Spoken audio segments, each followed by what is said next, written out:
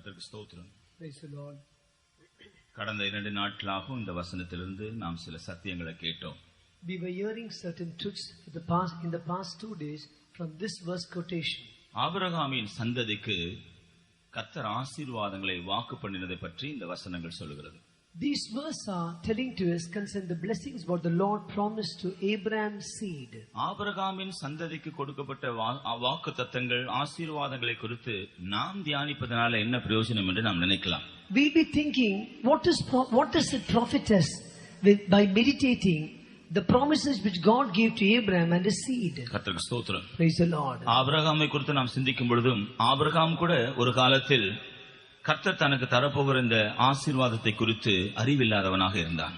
Even concerning Abraham, when we read, Abraham did not have a proper knowledge concerning the blessings what God was supposed to give to him. ஆனால் பிந்தின நாட்களே அவன் அதை அறிந்து கொண்டான். But in the latter days he understood it. நாமும் கூட ஆபிரகாமுக்கு கொடுக்கப்பட்ட ஆசீர்வாதங்கள் ஆபிரகாமின் சந்ததி ஆகிய கிறிஸ்துவின் மூலமாக நமக்கு வரக்கூடும் என்கிறத அப்போஸ்தலனாகிய பவுல் சொல்கிறது மூலமாக நாம் அறிந்திருக்கிறோம். By Apostle Paul telling that we also obtain all the blessings what God promised Abraham through the Lord Jesus Christ. கர்த்தருக்கு ஸ்தோத்திரம். Praise the Lord. அதை குறித்து சிந்திப்பதற்கு முன்பாக before we could think about that, meditate about ஆபிரகாமுடைய சந்ததியை பற்றி ஆபிரகாமுக்கு கொடுக்கப்பட்ட ஆசீர்வாதங்களை பற்றி சுருக்கமாக சில விஷயங்களை நாம் பார்க்கலாம். Shortly, briefly, let us learn few things about the seed, God's blessing given to Abraham and his seed. கர்த்தர் ஆபிரகாமை அழைப்பதற்கு முன்பாகவே ஆபிரகாமை பற்றி கர்த்தருக்கு ஒரு பெரிய நோக்கம் உண்டு. Before God could call Abraham only, God had a great purpose concerning Abraham. அந்த பெரிய நோக்கத்தின்படி தான் கர்த்தர் ஆபிரகாமை அழைத்தார். According to the great purpose what God had only, God called him. இவ்விதமாகவே நம்மை கர்த்தர் அழைத்து இந்த ஆவிக்குரிய அனுபவத்துக்குள் கொண்டு வருவதற்கு முன்பாகவே நம்மை பற்றியும் கர்த்தர் ஏற்கனவே நம்மை பற்றி ஒரு பெரிய நோக்கமுடையவராக இருந்தார். In the same way, before the Lord could call us and bring us to this experience, concerning us, God had a great purpose before he could call us. ஆகையால் தான் அப்போஸ்தலனாகிய பவுல் எபேசு சபைக்கு எழுதும் பொழுது சொல்கிறார், உலக தோற்றத்துக்கு முன்பாகவே கிறிஸ்துவுக்குள் அவர் உங்களை தெரிந்து கொண்டார் என்று சொல்கிறார். That's what Apostle Paul writing in the Ephesian church says. Before the foundation of the world he chose us. கர்த்தருக்கு ஸ்தோத்திரம். Praise be to God. கர்த்தராகிய இயேசு கிறிஸ்துவுக்குள் நாம் எல்லாரும் உலக தோற்றத்துக்கு முன்பாகவே தெரிந்து கொள்ளப்பட்டவர்கள். In the Lord Jesus Christ we were all chosen before the foundation of the world. ஆபிரகாமை போல நாமும் கூட ஒரு குறிப்பிட்ட காலம் வரையிலும் அதை குறித்து அறியாமல் தான் ஜீவித்தோம். We also like Abraham for a certain period we did not understand concerning this purpose. கர்த்தருக்கு ஸ்தோத்திரம். Praise the Lord. கர்த்தர் ஆபிரகாமை பற்றியும் அவனுடைய சந்ததியை பற்றியும் தனக்கு இருந்ததான நோக்கத்திற்கு ஏற்றபடி ஆபிரகாமோடு அவர் பேசினார், இடைப்பட்டார். Concerning Abraham and concerning his seed, God dealt with Abraham according to the purpose what he had upon him. ஆபிரகாமினுடைய சந்ததியை ஆசீர்வதிக்க வேண்டும் என்பது தேவனுடைய மனதில் இருந்ததான திருசித்தமாக இருந்தது. It was God's divine plan in the mind of God to bless Abraham. ஆனால் ஆபிரகாமுக்கோ பிள்ளைகள் இல்லாத வேளையிலேயே கர்த்தர் அதை குறித்து அவனோடு பேசினார். But when there was no issue or no child for Abraham, that time only the Lord spoke to him. ஆதியாகமம் 15ஆம் அதிகாரம் 2-3 வசனங்களை நாம் பார்க்கும் பொழுது, when we read Genesis chapter 15 verse 2 and 3, கர்த்தர் ஆபிரகாமை நான் உன்னை ஆசீர்வதிப்பேன், நான் உனக்கு கேடகம் மகா பெரிய பலனுமா இருக்கிறேன், உன்னை ஆசீர்வதிக்க போகிறேன் என்று சொன்னார். The Lord told to Abraham that I am going to bless you and I am going to be your great reward. கர்த்தருக்கு ஸ்தோத்திரம். Praise the Lord. ஆனால் ஆபிரகாம் என்ன சொல்கிறான்? What did the Lord say? What did Abraham say? ஆண்டவரே, எனக்கு பிள்ளை இல்லை, என் வீட்டில் இருக்கிறதான விசாரணைக்காரன் எலியேசர் என்னிடத்தில் இருக்கிறான், எனக்கு பிள்ளைகள் இல்லை, என் வீட்டில் பிறந்த பிள்ளைகள் அதற்கு சுதந்திரவாளியாக இருப்பார்கள் என்று சொல்கிறான். Then Abraham is asking, Oh Lord God, what wilt thou give me, seeing I have no child in my house who were born in my bowels. கர்த்தருக்கு ஸ்தோத்திரம். Praise the Lord. ஆனால் 4ஆம் வசனத்திலே கர்த்தர் தெளிவாக சொல்கிறார், உன் கர்ப்பப்பிறப்பாகிய உன் மகன் அவன்தான் சுதந்திரவாளியாக இருப்பான் என்று அப்பொழுதே கர்த்தர் சொல்கிறார். But very definitely the Lord is speaking to me. The 4th verse says, this shall be thine heir and he shall come forth out of thine own bowels. ஆனாலும் ஆபிரகாம் அதை அப்பொழுது சரியாக விளங்கிக் கொள்ளவில்லை. But Abraham was not able to understand properly at that time. கர்த்தருக்கு ஸ்தோத்திரம். Praise the Lord. அவனுக்கு பிள்ளை இல்லாதபடினாலே அவனுடைய மனைவியுடைய ஆலோசனைப்படி ஆகார நிமித்தமாக அவனுக்கு பிள்ளை பிறந்தது. Because he had no child, by the counsel of his wife Sarah, through Hagar a child was born. கர்த்தருக்கு ஸ்தோத்திரம். Praise the Lord. ஆனால் கர்த்தர் ஆபிரகாமுக்கு வாக்கு பண்ணினபடியே அவனுக்கு ஒரு குமாரனை தருவதற்கு முன்பாக அதற்கு முந்தின வருஷத்தில் அவனை மறுபடியும் சந்தித்தார். But as the Lord promised Abraham concerning his son, just the previous year, before that year, the Lord met him. ஆதியாகமம் 17ஆம் அதிகாரத்தில் நாம் படிக்கும் பொழுது Genesis chapter 17. 5ஆம் 6ஆம் வசனங்களில் ஆபிரகாமை பற்றி கர்த்தர் சொல்கிறார். In the 5th and 6th verse concerning Abraham, the Lord says so. நான் உன்னை அநேக ஜாதிகளுக்கு தகப்பனாக மாற்றப் போகிறேன். அது மாத்திரமல்ல, உன்னிலிருந்து ராஜாக்கள் தோன்றப் போகிறார்கள். And I am going to make you a father of many nations, and through that many kings shall come out of thee. நீ அநேக ஜாதிகளுக்கு தகப்பனாக மாறப் போகிறபடியால் இனிமேல் உன்னுடைய பெயர் ஆபிராம் அல்ல, ஆபிரகாம் என்று சொல்லப்படும். Because you're going to become a father of many nations. From now, you shall not be called Abraham, you shall be called Abraham.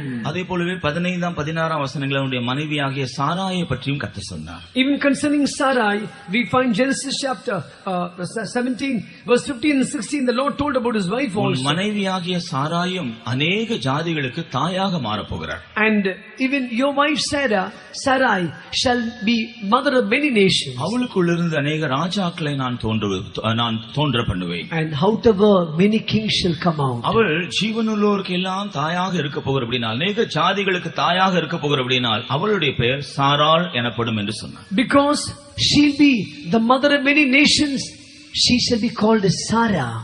அப்பொழுது ஆபிரகாம் அதை கேட்ட பொழுது அவன் தன்னுடைய மனதில் நினைத்தான். When Abraham heard it, he thought in his mind. அவன் கர்த்தர் சொன்னதை கேட்டு முகங்குப்புற விழுந்து நகைத்தான் என்று நாம அடுத்த வசனத்தில் படிக்கிறோம். The next verse we read, what the Lord told, he laughed at it. கர்த்தர் சொன்னது போல எனக்கு பிள்ளையே இல்லை என்று சொல்லி கர்த்தருக்கு முன்பாக அவன் வேற ஒரு காரியம் சொன்னான். He said, as the Lord said, I have no child, and he told some other matter to the Lord. 18ஆம் வசனத்தில் அவன் என்ன சொல்கிறான்? 18th verse, what does he say? கர்த்தாவே, இஸ்மவேல் உமக்கு முன்பாக பிழைத்திருப்பானாக. Oh Lord, let that Ishmael might live before thee. ஆனால் மறுபடியும் கர்த்தர் தெளிவாக அவனிடத்தில் சொன்னார். Again, definitely the Lord spoke to him. இஸ்மவேல் உன்னுடைய கற்ப பிறப்பாயிருக்கிறபடினால் அவனை ஒரு ஜாதியாக மாற்றுவேன், அவனிலிருந்து 12 பிரபுக்கள் தோன்றுவார்கள். ஆனால் உன்னுடைய மனைவியாக சாராள் நிச்சயமாக ஒரு குமாரனை பெறுவாள், அதன் மூலமாய் ஒரு சந்ததி உண்டாகும், அந்த சந்ததியை நான் ஆசீர்வதிப்பேன் என்று கர்த்தர். The Lord told Ishmael, because he is the fruit of your womb, truly out of him 12 tribes will come out, 12 sons will come out, they'll be a blessing. But out of Sarah, out of your own bowels, I'll bring forth a son. கர்த்தருக்கு ஸ்தோத்திரம். Praise be to God. ஆபிரகாமுடைய சந்ததியை பற்றிய 3 காரியங்களை கர்த்தர் ஆபிரகாமிடத்தில் சொன்னார். Concerning Abraham's seed, God spoke to Abraham 3 things. ஆதியாகமம் 13ஆம் அதிகாரம் 16ஆம் வசனத்துல Genesis chapter 13 verse 16. உன்னுடைய சந்ததி பூமியின் தூளை போல திரளாக இருக்கும் என்று சொன்னார். I will make thy seed as the dust of the earth.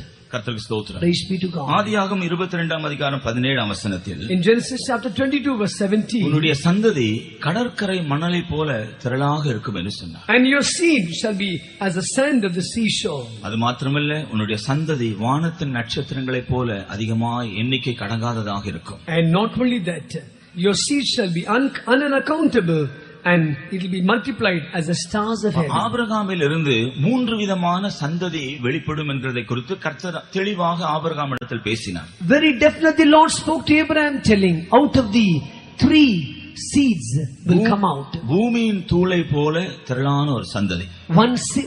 One seed as the dust of the earth. கடற்கரை மணலை போல திரளான சந்ததி. Another nation as the sand of the seashore. வானத்து நட்சத்திரங்களைப் போல எண்ணிக்கை கடங்காத ஒரு சந்ததி. Another seed unaccountable as the stars of heaven. கர்த்தருக்கு ஸ்தோத்திரம். Praise be to God. கர்த்தர் சொன்னது போலவே ஆபிரகாமுடைய ஜீவியத்தில் இப்படி 3 சந்ததிகள் உண்டாகிறதை நாம் பார்க்கிறோம். We see as the Lord promised Abraham, these 3 seeds are coming, generations coming out. ஆதியாகமம் 16ஆம் அதிகாரத்திலே ஆகார் நிமித்தமாக அவனுக்கு இஸ்மவேல் பிறந்தான் என்று நாம் அறிந்திருக்கிறோம். We find Genesis chapter 16, out of Ishmael he got another generation. ஆதியாகமம் 25ஆம் அதிகாரத்தில் நாம் படிக்கும் பொழுது முதல் 4 வசனங்களில் ஆபிரகாமுக்கு கேத்தூரால் என்ற வேறொரு மறுமனையாட்டி இருந்தாள். We find in Genesis chapter 25, Abraham had another concubine called Keturah. அவள் மூலமாகவும் அவனுக்கு சில குமாரர்கள் பிறந்தார்கள். Even out of her, certain children were born. கர்த்தருக்கு ஸ்தோத்திரம். Praise be to God. ஆதியாகமம் 21ஆம் அதிகாரம் முதல் 2 வசனங்களை நாம் பார்க்கிறது போல, as we read Genesis chapter 21, first 2 verses, வாக்கு பண்ணினபடியே சாராள் மூலமாக ஈசாக்கு பிறந்தான். As the Lord promised, out of Sarah Isaac was born. கர்த்தர் சொன்னது போல 3 விதமான சந்ததி ஆபிரகாமின் மூலமாக தோன்றியது. As the Lord promised, 3 seeds or 3 generations came out. கர்த்தருக்கு ஸ்தோத்திரம். Praise be to God. பூமியின் தூளை போன்ற சந்ததி என்பது ஆபிரகாமின் மூலமாக உண்டாகக்கூடிய ஒரு மாம்ச பிரகாரமான சந்ததியை காண்பிக்கிறது.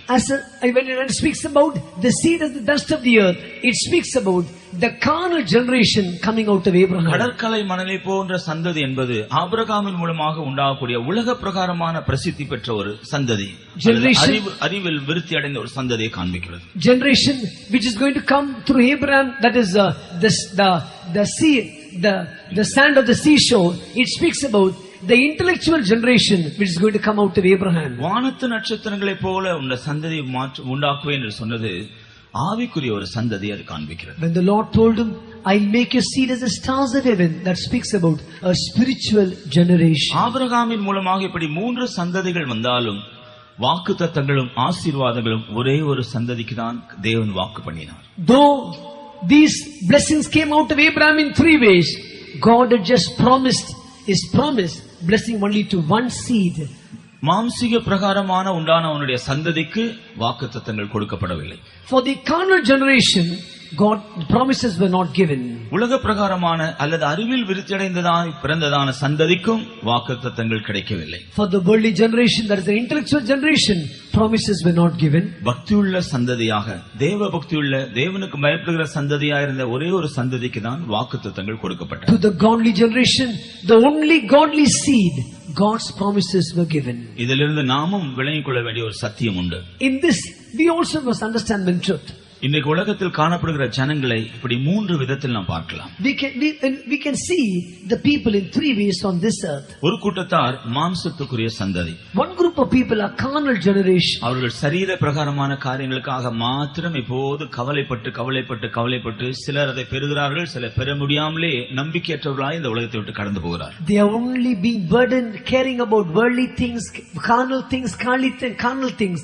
Some receive and some don't receive, and they pass away from the earth. ஆகையால் தான் அப்படிப்பட்டவர்களை பார்த்து இயேசு இந்த பூமியில் இருந்த பொழுது சரீர பிரகாரமான கவலைப்படுறதுனால என்ன பிரயோஜனம் என்று கேட்டார். That's what, looking at such people, the Lord told, why are you caring for carnal things? கவலைப்படுகிறதுனால நீங்களோட ஒரு சரீரத்தில் ஒரு முழத்தை கூட கூட்ட முடியாது என்று இயேசு சொன்னார். The Lord said, because you're caring for that, you cannot even increase 1 cubit in your stature.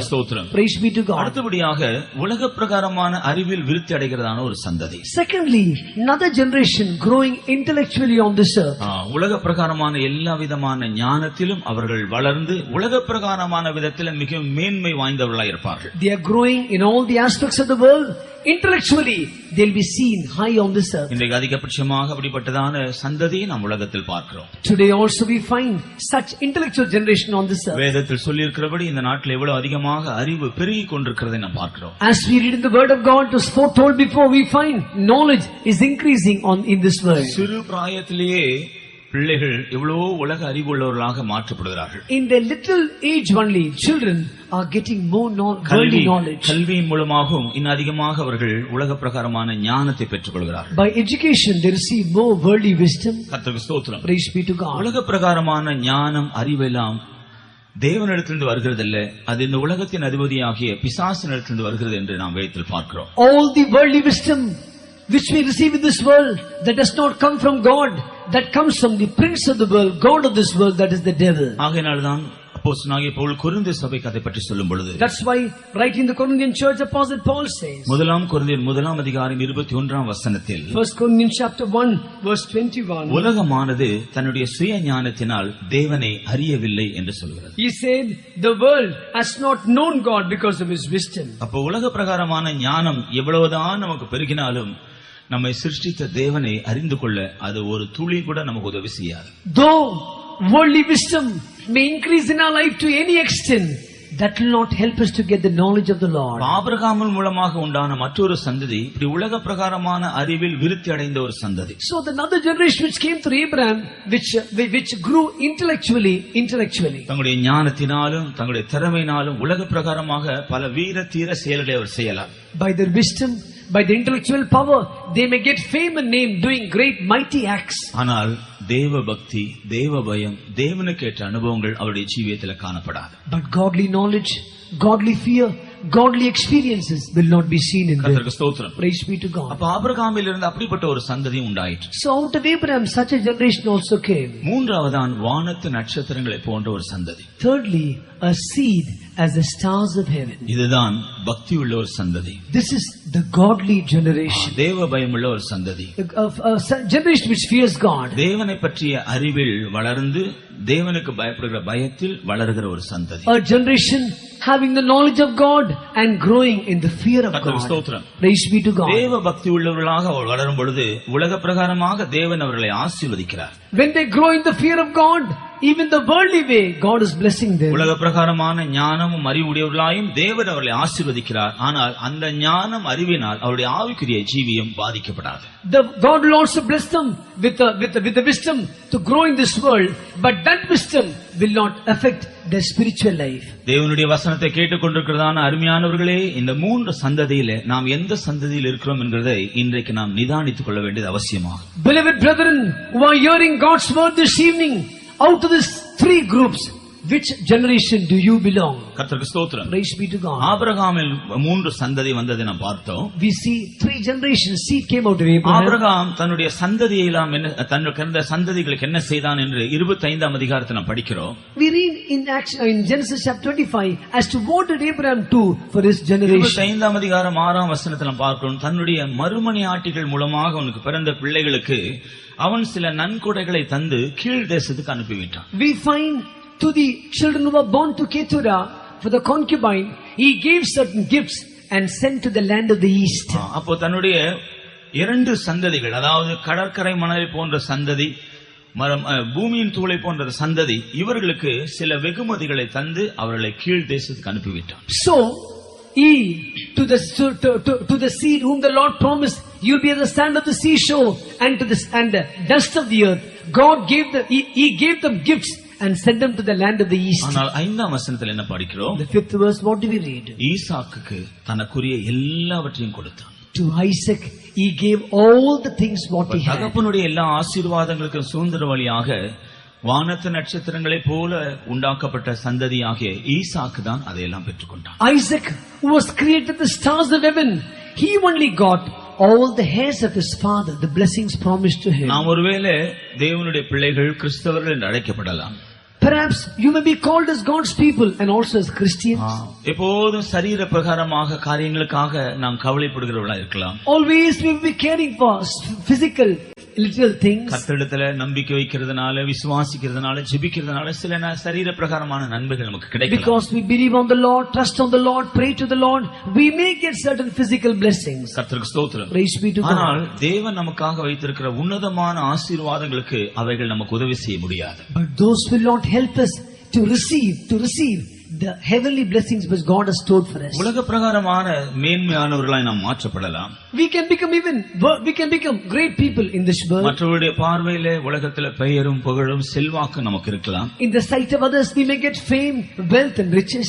கர்த்தருக்கு ஸ்தோத்திரம். Praise be to God. இவைகளும் கூட தேவன் நமக்காக வைத்திருக்கிற உன்னதமான ஆவிக்குரிய ஆசீர்வாதங்களை பெற்றுக்கொள்ள நமக்கு உதவி செய்யாது. These also will not help us to receive the spiritual heavenly blessings God has stored for us. ஆகையால் தான் ஆபிரகாம் தன்னுடைய மறுமனையாட்டிகள் மூலமாய் பிறந்த பிள்ளைகளுக்கு நன்கொடைகளை கொடுத்து அனுப்பிவிட்டது போல, that's why as Abraham, the children were born through concubines, he gave the gifts and sent them off. நமக்கும் கூட ஏதோ சில உலக பிரகாரமான நன்மைகள், சில ஆசீர்வாதங்கள் கிடைக்கலாம். ஆனால் அதோடு முடிந்துவிடும். அதை கடந்து ஆவிக்குரிய அனுபவங்களுக்கு தேவன் நமக்கு வைத்திருக்கிற உன்னதமான ஆசீர்வாதங்களுக்கு நாம் போக முடியாது. We also can get some physical blessings and that will be over, we'll pass over, but we cannot obtain the heavenly spiritual blessings stored for us. கர்த்தருக்கு ஸ்தோத்திரம். Praise be to God. அப்படினால ஈசாக்குக்கு தான் ஆபிரகாம் தன்னுடைய எல்லா ஆஸ்தியையும் கொடுத்தான், தன்னுடைய எல்லாவற்றையும் கொடுத்தான். So Abraham gave all his substance and wealth here to his son Isaac.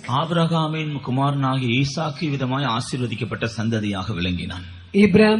Isaac became a seed blessed by Abraham through the blessing. கர்த்தருக்கு ஸ்தோத்திரம். Praise be to God. நான் உன்னுடைய சந்ததியை ஆசீர்வதிப்பேன் என்று கர்த்தர் வாக்கு பண்ணினது ஈசாக்கை பற்றியதான சொல்லப்பட்ட காரியம். When the Lord told, I shall bless thy seed, it is the promise God promising concerning Isaac only. கர்த்தருக்கு ஸ்தோத்திரம். Praise be to God. ஏன் கர்த்தர் ஆபிரகாமின் சந்ததியாகிய ஈசாக்கை மாத்திரம் ஆசீர்வதிக்க சித்தம் கொண்டார்? Why was it God's will only to bless the seed of Abraham, Isaac? நாம் ஆதியாகமம் 22 அதிகாரத்தில் எவ்விதமாக கர்த்தர் ஆபிரகாமை சோதித்தார் என்று பார்க்கிறோம். We read in Genesis chapter 21, God tempted Abraham. 25 வருஷங்கள் காத்திருந்த பின்பு தனக்கு பெற்ற குமாரனை பலி செலுத்தும்படியாக கர்த்தர் சொன்னார். God told him to sacrifice his son whom he got after a long span of 25 years. நீ மோரியா தேசத்திற்கு போய் அங்கே நான் உனக்கு காண்பிக்கிற மலைகள் ஒன்றில் அவனை தகன பலியாக பலியிடு. Go to Mount Moriah and sacrifice your son as a burnt sacrifice in the mountains where I show thee. கர்த்தருக்கு ஸ்தோத்திரம். Praise be to God. நாம் கடந்த நாட்ல கேட்ட வண்ணமாக ஆபிரகாம் உடனடியாய் கீழ்ப்படிந்து சென்றார். As we heard in the past days, Abraham implicitly obeyed. கர்த்தருக்கு ஸ்தோத்திரம். Praise be to God. Moriah தேசத்தில் போய் பலிபீடத்தை கட்டி ஈசாக்கை அவன் பலிபீடத்தின் மேல் வைத்தான் என்று நாம் முதல் நாள் கேட்டோம். We heard the first day he went to the land of Moriah, built an altar and kept Isaac on the altar. இந்த சம்பவம் தேவனுடைய மனதை அதிகமாக அசைத்தது, இருதயத்தை அசைத்தது.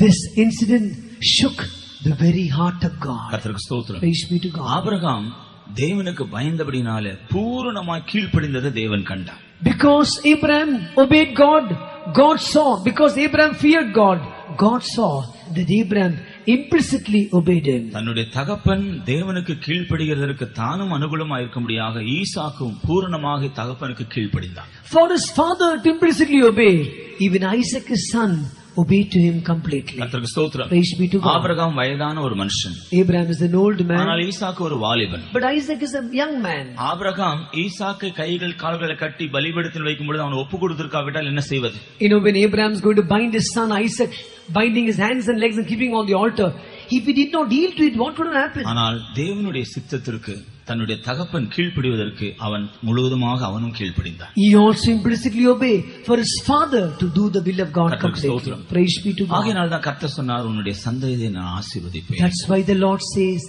I will bless you. ஆனபடினால தேவனுடைய ஆசீர்வாதங்கள் வாக்குத்தத்தங்களை நாம் பெற்றுக்கொள்ள வேண்டும் என்றால் நம்முடைய ஜீவியத்தில் தேவன் எதிர்பார்க்கிறது ஒரு பூரணமான கீழ்ப்படிதல். So to receive the promises, to receive the blessings through the promises, the thing what God expects from our life is an implicit obedience. கர்த்தர் ஆபிரகாமுக்கு தந்த எல்லா வாக்குத்தத்த ஆசீர்வாதங்களுக்கு காரணம் கீழ்ப்படிதலின் அடிப்படையில் தான் அவனுக்கு எல்லா ஆசீர்வாதங்களையும் வாக்கு பண்ணினார். For the reason God to give all the blessings, promising all the blessings of Abraham, it was under the basis of obedience. அது மாத்திரமல்ல, Not only ஆபிரகாம் தன்னுடைய குமாரனாக ஈசாக்கை பலி செலுத்தினதான அந்த ஸ்தலத்தையும் தேவன் கனப்படுத்தினார். And God also honored the place where Abraham sacrificed his son அந்த Isaac. இடத்திற்கு மோரியா என்று பெயர் என்று நாம் பார்த்தோம். We find that the name of the place was called Moriah. ஆனால் ஈசாக்கை பலி செலுத்துவதை தேவன் தடை செய்த பின்பு, But after the Lord hindered that Abraham not to sacrifice his son Isaac. Abraham தன்னுடைய கண்களை ஏறெடுத்து பார்த்த பொழுது அருகில் இருந்த ஒரு புதரில் ஒரு ஆட்டுக்கடா சிக்கிக் கொண்டிருக்கிறதை கண்டான். When Abraham lifted up his eyes and saw, there he saw a lamb caught in a thicket.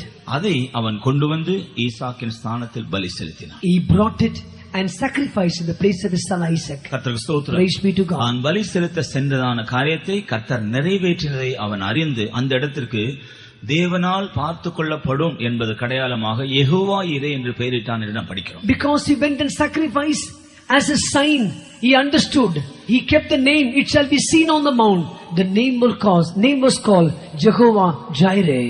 Abraham கீழ்ப்படிந்து தேவனுக்கு பலி செலுத்தி தேவனை கனப்படுத்தினதன் அடிப்படையில் தான் தேவன் அவன் மேல் மிகவும் சந்தோஷம் அடைந்து அவனை ஆசீர்வதித்தார். Under the basis of Abraham obeying, bringing the sacrifice, sacrificing, on that basis God blessed him. இந்த நாட்டிலும் கூட தேவன் அந்த இடத்தை கனப்படுத்தினதை குறித்து நாம் படிக்கிறோம். We find the latter days also God is honoring the particular place. தாவீதின் நாட்டில் அவன் பிசாசினால் வஞ்சிக்கப்பட்டு தேவனுக்கு விரோதமான ஒரு தவறு செய்த பொழுது, during the days of David, when he was deceived by the devil, when he committed a sin, அந்த தேவன் அவனுக்கு தந்த தண்டனைக்கு பரிகாரமாக அவன் பலி செலுத்தும்படியாகவும் இந்த இடத்தை தான் தெரிந்தெடுத்ததான் நான் பார்க்கிறோம். we find for a place where God told him as a punishment to offer a sacrifice, God chose this particular place. ஈசாக்கு பலி செலுத்தப்பட்ட அதே இடத்தில் தான் தாவீதும் கூட தன்னுடைய பாவ நிவாரணத்திற்காக பலி செலுத்தினான். In the same place where Isaac was offered, in the same place only for the atonement of his sin, we find David is offering a sacrifice. பிந்தின நாட்டிலே அது அர்வனா அல்லது ஓர்னான் என்பவனுக்கு சொந்தமான இடமா இருந்தது. In the latter days we find that became his place called Araunah.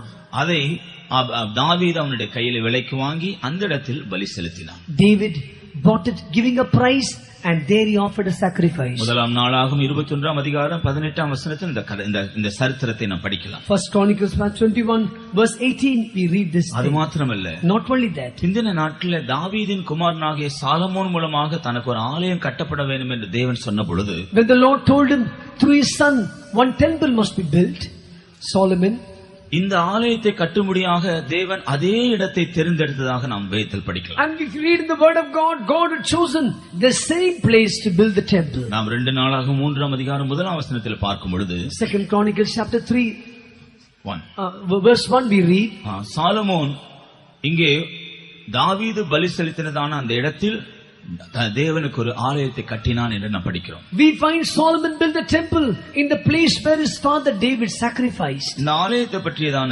சரித்திர ஆராய்ச்சியாளர் சொல்கிற ஒரு காரியம் என்னவென்றால், the historical scholars concern this temple, what do they say about this temple? Solomon கட்டின தேவாலயத்தில் இருந்த பலிபீடம் ஆபிரகாம் பலி செலுத்தின அதே இடத்தில் இருந்ததாக சொல்கிறார்கள்.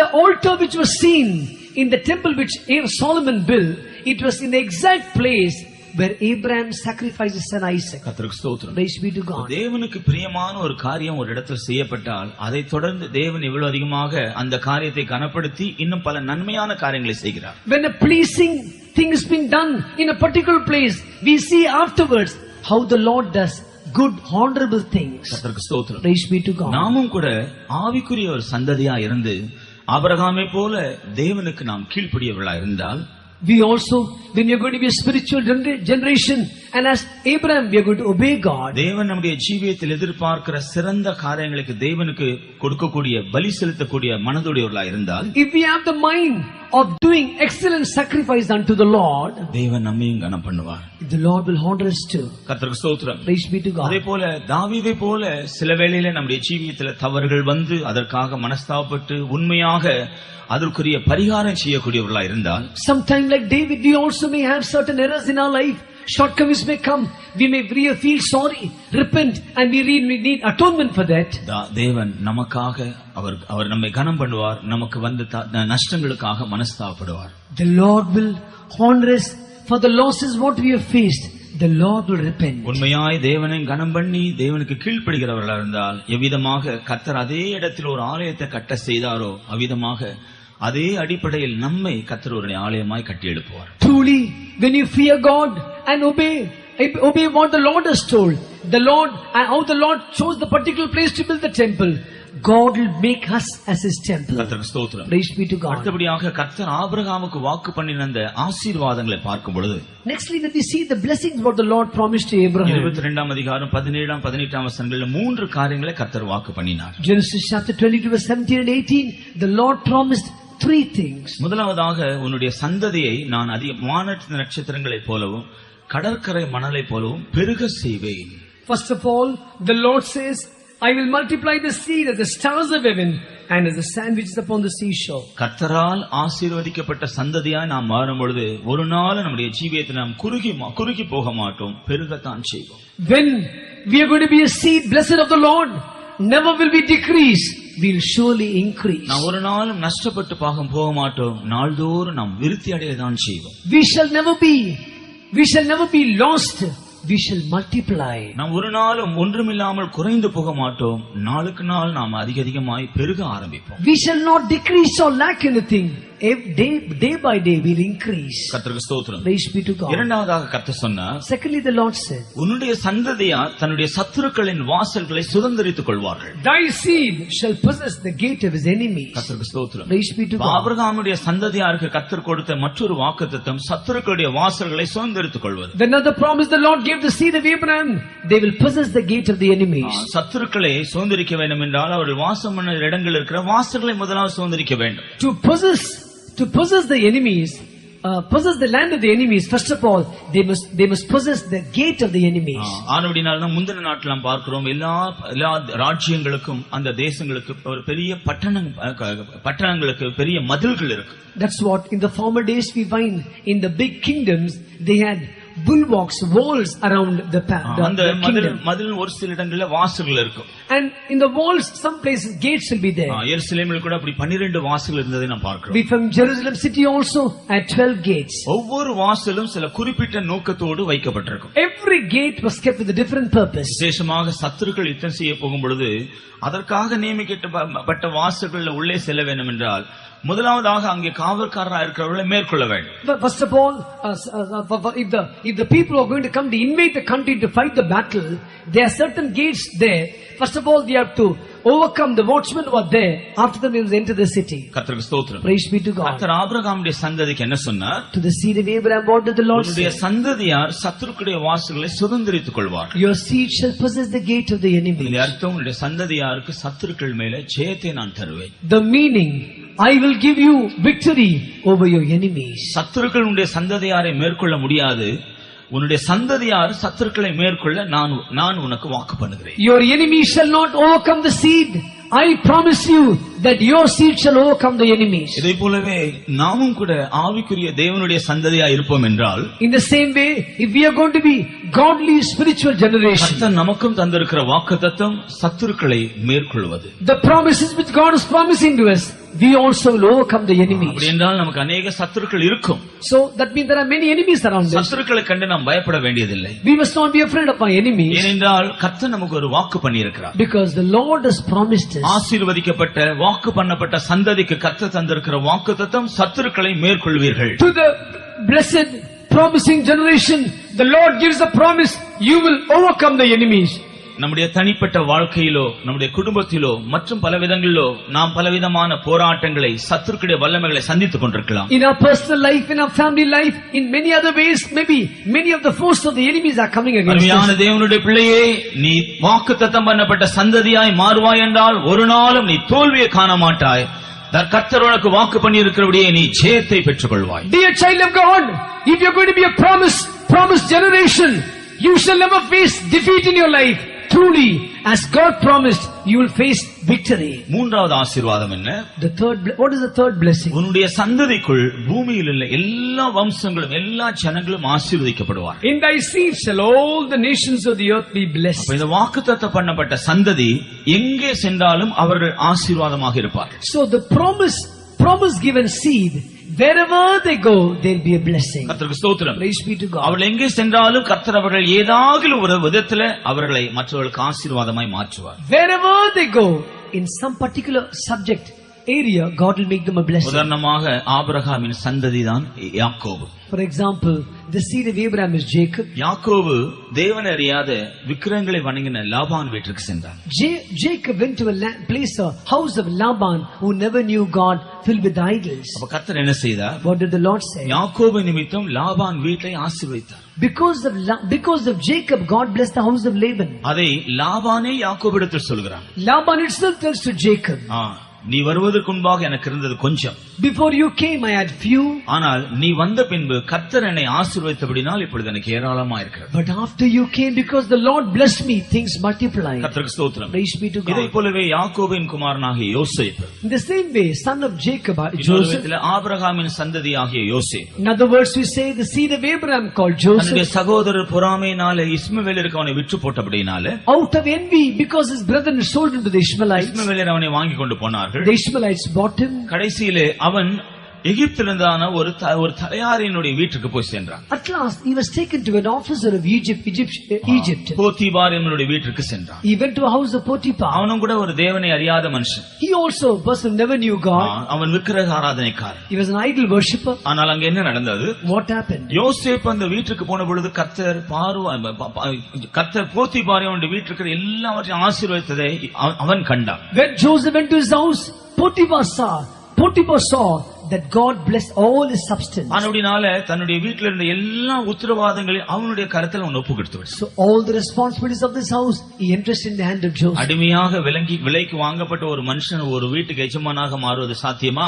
Is it possible a slave who was bought giving a price to become owner of the house? ஆபிரகாமுக்கு கர்த்தர் கொடுத்த வாக்குத்தத்தம் எவ்வளவு அதிகமாக உண்மையாக நிறைவேற்றப்பட்டதை பார்க்கிறோம். How faithfully, truly God's promise to Abraham was fulfilled, we read. கர்த்தருக்கு ஸ்தோத்திரம். Praise be to God. உன்னுடைய சந்ததிக்குள் பூமியில் இருக்கிற எல்லா வம்சங்களும் ஆசீர்வதிக்கப்படும். In thy seed shall all the nations of the earth be blessed. கர்த்தருக்கு ஸ்தோத்திரம். Praise be to God. இவ்விதமாக கர்த்தர் ஆபிரகாமின் சந்ததிக்கு வாக்குத்தத்தங்களை தந்தார். Thus God gave to the seed of Abraham promises. வானத்து நட்சத்திரங்களைப் போல இருந்த அந்த சந்ததிக்கு தான் வாக்குத்தத்தம். God's promises were given to the seed who was seen as the stars of heaven. ஆபிரகாமின் மூலமாக கற்பு பிறப்பாகிய ஈசாக்கும் அவனுடைய சந்ததிக்கு தான் வாக்குத்தத்தம். To the seed which is Isaac, which is born out of his own bowels.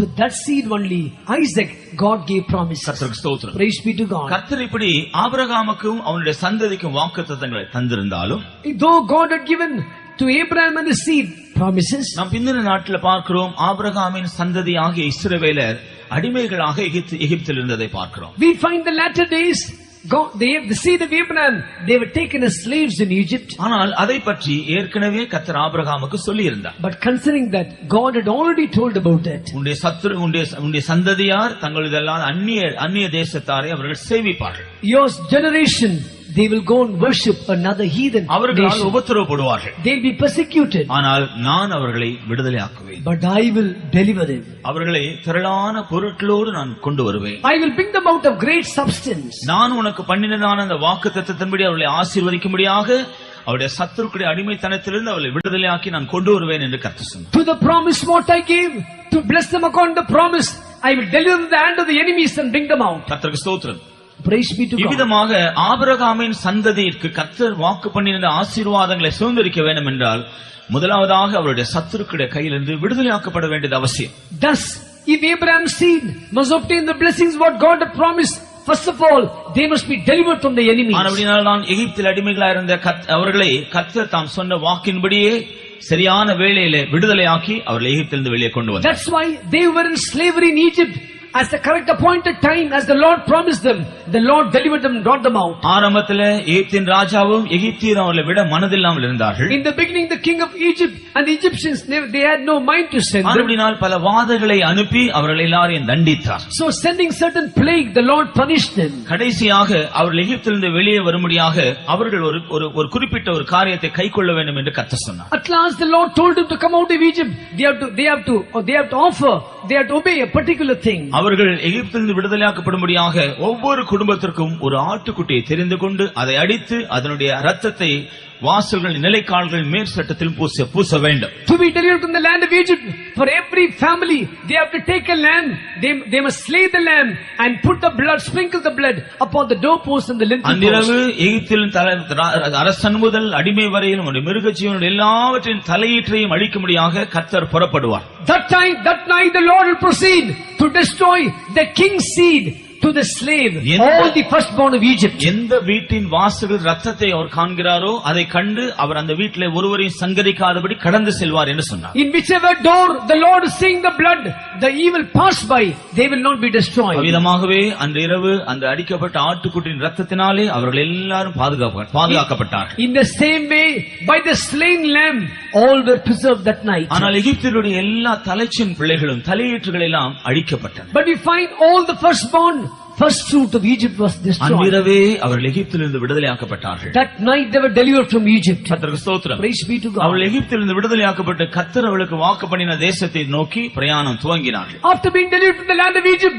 they were proceeding to the land which God promised to them. ஆனால் சில நாட்களுக்குள் மறுபடியும் அவர்களுக்கு ஆபத்து வந்தது. But after some time again they faced problems. கர்த்தருக்கு ஸ்தோத்திரம். Praise the Lord. பார்வோனும் அந்த எகிப்தியரும் மறுபடியும் அவர்களை பிடித்துக் கொள்ளும்படியாக அவர்களை பின்தொடர்ந்து வந்தார்கள். Again Pharaoh and his men, they followed them to catch them. அந்த வேளையிலே அவர்கள் பிரயாணம் செய்து சிவந்த சமுத்திரத்தின் கரையில் வந்திருந்தார்கள். That time they journeyed and came to the foot of they came to the shore of the Red Sea. கர்த்தருக்கு ஸ்தோத்திரம். Praise be to God. ஜனங்கள் எல்லாரும் இதை கண்டு கலங்கின பொழுது கர்த்தர் மோசேயின் மூலமாய் சொன்னார், நீங்கள் சும்மா இருங்கள், கர்த்தர் உங்களுக்காக யுத்தம் பண்ணுவார். When the people saw they were in trouble, then the Lord told through Moses, you fear not, the Lord will fight your battle. உண்மையாகவே சிவந்த சமுத்திரத்தில் கர்த்தர் அவர்களுக்காக யுத்தம் செய்தார். Truly, in the Red Sea, the Lord fought for them.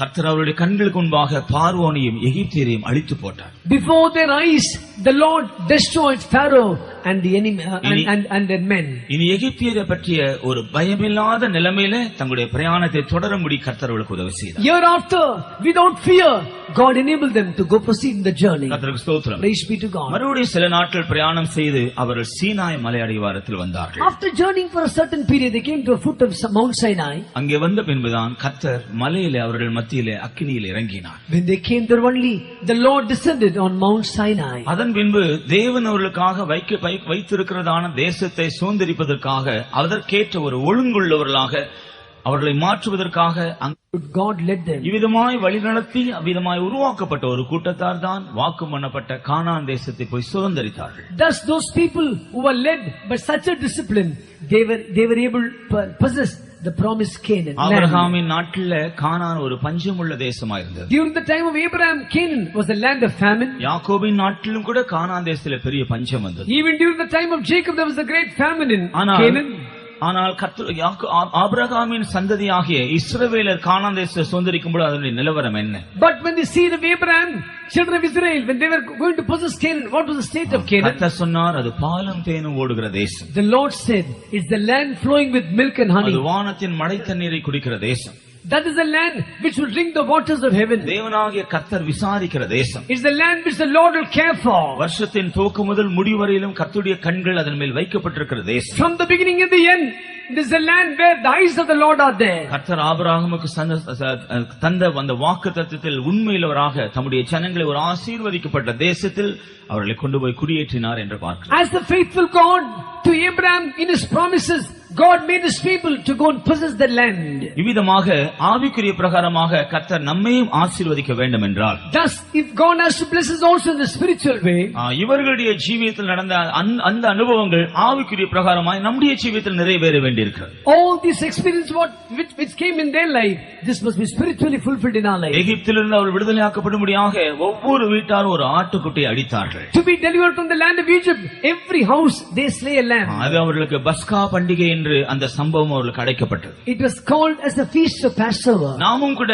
வாக்குத்தத்தம் பண்ணப்பட்ட சந்ததியாராய் வாக்குத்தத்தங்கள் ஆசீர்வாதங்களை சுதந்திரிப்பதற்கு பாத்திரவான்களாய் மாற்றப்படுவதற்காக, we also to be worthy of receiving all the blessings which given by the promises. எகிப்தாகிய பாவ ஜீவியத்திலிருந்து நாம் விடுதலையாக்கப்படும்படியாக இயேசு கிறிஸ்துவாகிய பஸ்கா நமக்காக அடிக்கப்பட்டார். to be delivered from the life of sin, Egypt, Jesus the Passover, he was slain for us. பஸ்கா ஆட்டுக்குட்டியின் இரத்தத்தினாலே நாம் விடுதலையாக்கப்பட்டவர்கள். by the blood of the Passover we were delivered. பஸ்கா ஆட்டுக்குட்டியின் இரத்தத்தினாலே எகிப்தாகிய பாவத்திலிருந்து நாம் மீட்கப்பட்டவர்கள். by the blood of the Paschal lamb we were delivered from the sinful life called Egypt. கர்த்தருக்கு ஸ்தோத்திரம். Praise be to God. அதன் பின்பு கர்த்தர் விதமாக சிவந்த சமுத்திரத்தினர்களுக்காக யுத்தம் செய்ததை நாம் பார்த்தோம். After that we also read as how the Lord fought the battle in the Red Sea. நாமும் கூட இந்த வாக்குத்தத்தத்தை சுதந்திரிக்க வேண்டும் என்றால் சிவந்த சமுத்திரத்துக்கு அடையாளமாகிய ஞானஸ்நான சத்தியத்துக்கு கீழ்ப்படிய வேண்டியது அவசியம். we also to possess the promises which God gave to possess the promise which God gave to us, we also must cross the Red Sea.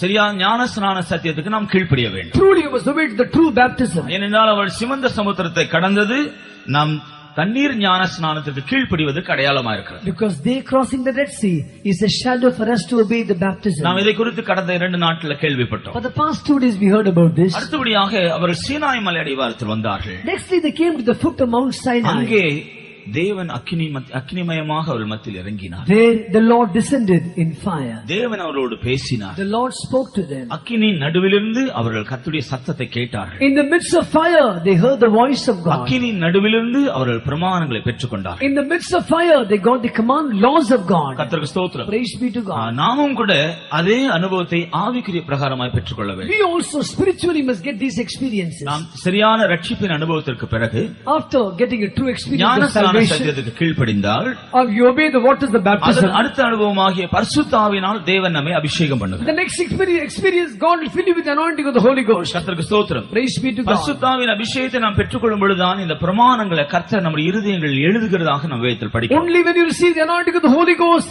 God is keeping our commandments and writing in our hearts. நம்முடைய மனதிலும் நம்முடைய இருதயமாகிய சதையாகிய பலகையில் கர்த்தர் அவருடைய பிரமாணங்களை எழுதுகிறதையும் வைக்கிறதையும் நாம் பார்க்கிறோம். we also see God keeping and writing writing in our mind and heart, in the heart, which is the flesh, with the table of the heart. கர்த்தருக்கு ஸ்தோத்திரம். Praise be to God. பரிசுத்தாவின் அபிஷேகத்தை பெற்ற பின்பு, after receiving the anointing of the Holy Ghost, விதமாக அவர்கள் இந்த பிரமாணங்களை பெற்றுக்கொண்ட பின்பு வனாந்தரத்தில் ஒரு சபைக்குள் இருந்து அவர்கள் வழிநடத்தப்பட்டார்களோ அதே போல நாமும் கூட ஒரு சபைக்குள் கொண்டு வரப்பட வேண்டும். After the anointing of the Holy Ghost, how they were brought the experience of the church in the wilderness, we also must be brought into a church. கர்த்தருக்கு ஸ்தோத்திரம். Praise be to God. அதுதான் இயேசு கிறிஸ்துவினுடைய சரீரமாகிய சபை. That is the body of Christ. பரிசுத்தாவின் அபிஷேகத்தை பெற்றவர்களாலே உருவாக்கப்படுகிற ஒரு சபை. That's the church made by the people, spirit baptized people. இந்த சபைக்குள் இருந்து சபையில் நடத்துகிறதான ஊழியருடைய ஆலோசனை மூலமாகவும் வழிநடத்துதல் மூலமாகவும் தான் தேவன் நமக்காக வாக்கு பண்ணியிருக்கிற அந்த நித்திய கானானை, பரம கானானை சுதந்திரிக்க நாம் ஆயத்தமாக்கப்படலாம். Out of this church only, by the leading and the people those who are leading us, out of that only we can be prepared to inherit the heavenly Canaan. கர்த்தருக்கு ஸ்தோத்திரம். Praise be to God. இதை குறித்து நீங்கள் தொடர்ந்து கேட்பீர்கள். Consider that you'll be hearing in the latter days. இவ்விதமாக ஆபிரகாமுக்கும் அவனுடைய சந்ததிக்கும் வாக்குத்தத்தங்கள் கொடுக்கப்பட்டன. Thus to Abraham and his seed promises were given. ஆனால் சந்ததிகள் என்று சொல்லாமல் சந்ததி என்று சொன்னார் என்று அப்போஸ்தலனாகிய பவுல் கலாத்தியர் 3ஆம் அதிகாரம் 16ஆம் வசனத்தை சொல்கிறதை நாம் பார்க்கிறோம். We read Galatians chapter 3 verse 16. Apostle Paul says, the Lord did not say seeds, the Lord said seed. நாம் ஏற்கனவே கவனித்தது போல ஆபிரகாமுக்கு சில சந்ததிகள் இருந்தன. எல்லா சந்ததிகளுக்கும் வாக்குத்தத்தம் கொடுக்கப்படவில்லை. As we already heard, Abraham had many other seeds, but all the other seeds blessings were not given, promises were not given. ஒரு சந்ததிக்கு தான் வாக்குத்தத்தம் கொடுக்கப்பட்டது. Only to one seed promise was given. அந்த சந்ததி கிறிஸ்துவே என்று அப்போஸ்தலன் சொல்லுகிறார். Apostle says that seed is Christ. கர்த்தருக்கு ஸ்தோத்திரம். Praise be to God. எழுத்தின் பிரகாரமாக இயேசு கிறிஸ்துவும் கூட ஆபிரகாமின் சந்ததியில் வந்தவர்தான். Literally speaking, even Jesus Christ came from the seed of Abraham. ஆகையால் நாம் மத்தேயு சுவிசேஷத்திலே அந்த வம்ச வரலாறை படிக்கும் பொழுது எவ்விதமாக இயேசு கிறிஸ்து ஆபிரகாமுடைய வம்ச வரலாறு கடைசியில் வருகிறதை நாம் பார்க்கிறோம். We read Matthew Gospel, the first chapter, and read the genealogy. Even Christ is also coming, the seed of Abraham. கர்த்தருக்கு ஸ்தோத்திரம். Praise be to God. ஆனபடினால கிறிஸ்துவுக்கு அந்த வாக்குத்தத்தங்கள் கிறிஸ்துவுக்குரியவைகள் என்று நாம் பார்க்கிறோம். So we find the promises are belong to Christ. அப்ப கிறிஸ்துவுக்குரிய வாக்குத்தத்தங்கள் நமக்குரியதா மாற வேண்டும் என்றால் நாம் என்ன செய்ய வேண்டும்? If the promise of Christ to become our own, what should we do? அதே 3 அதிகாரம் கடைசி வசனத்தில் அப்போஸ்தலனாகிய பவுல் சொல்கிறார். Apostle Paul says the same 3rd chapter, the last 3 verses. 3 அதிகாரம் 29ஆம் வசனம் படிப்போம். Galatians chapter 3 verse 29. நீங்கள் கிறிஸ்துவினுடையவர்களானால் ஆபிரகாமின் சந்ததியாராயும் வாக்குத்தத்தத்தின்படியே சுதந்திரராயும் இருக்கிறீர்கள். And if he be Christ, then are ye Abraham's seed and heirs according to the promise. கர்த்தருக்கு ஸ்தோத்திரம். Praise be to God. நீங்கள் அதை விசுவாசித்தால் நீங்கள் ஆபிரகாமுடைய சந்ததியாகவும் கிறிஸ்துவின் மூலமாய் வாக்கு பண்ணப்பட்ட அந்த வாக்குத்தத்தங்களுக்கு சுதந்திரராயும் இருக்கிறீர்கள். If you be Christ, then you are Abraham's seed and heirs according to the promise. அப்ப ஆபிரகாமுடைய சந்ததிக்கு வாக்குத்தத்தம் பண்ணப்பட்ட அந்த அவைகளை நாம் சுதந்திரிக்க வேண்டும் என்றால் கிறிஸ்துவினுடையவர்களாய் மாற வேண்டும் என்ற ஒரு சத்தியத்தை இங்கே அப்போஸ்தலனாகிய பவுல் தெளிவாக வற்புறுத்துகிறார். Apostle Paul definitely he says, if you have to obtain the blessing which is promised to Abraham's seed, you have to come into Christ. கர்த்தருக்கு ஸ்தோத்திரம். Praise be to God. ஆபிரகாமுடைய சந்ததிக்கு வாக்குத்தத்தம் பண்ணப்பட்ட அந்த ஆசீர்வாதங்கள் அந்த சந்ததியாகிய கிறிஸ்துவுக்கு சொந்தம்.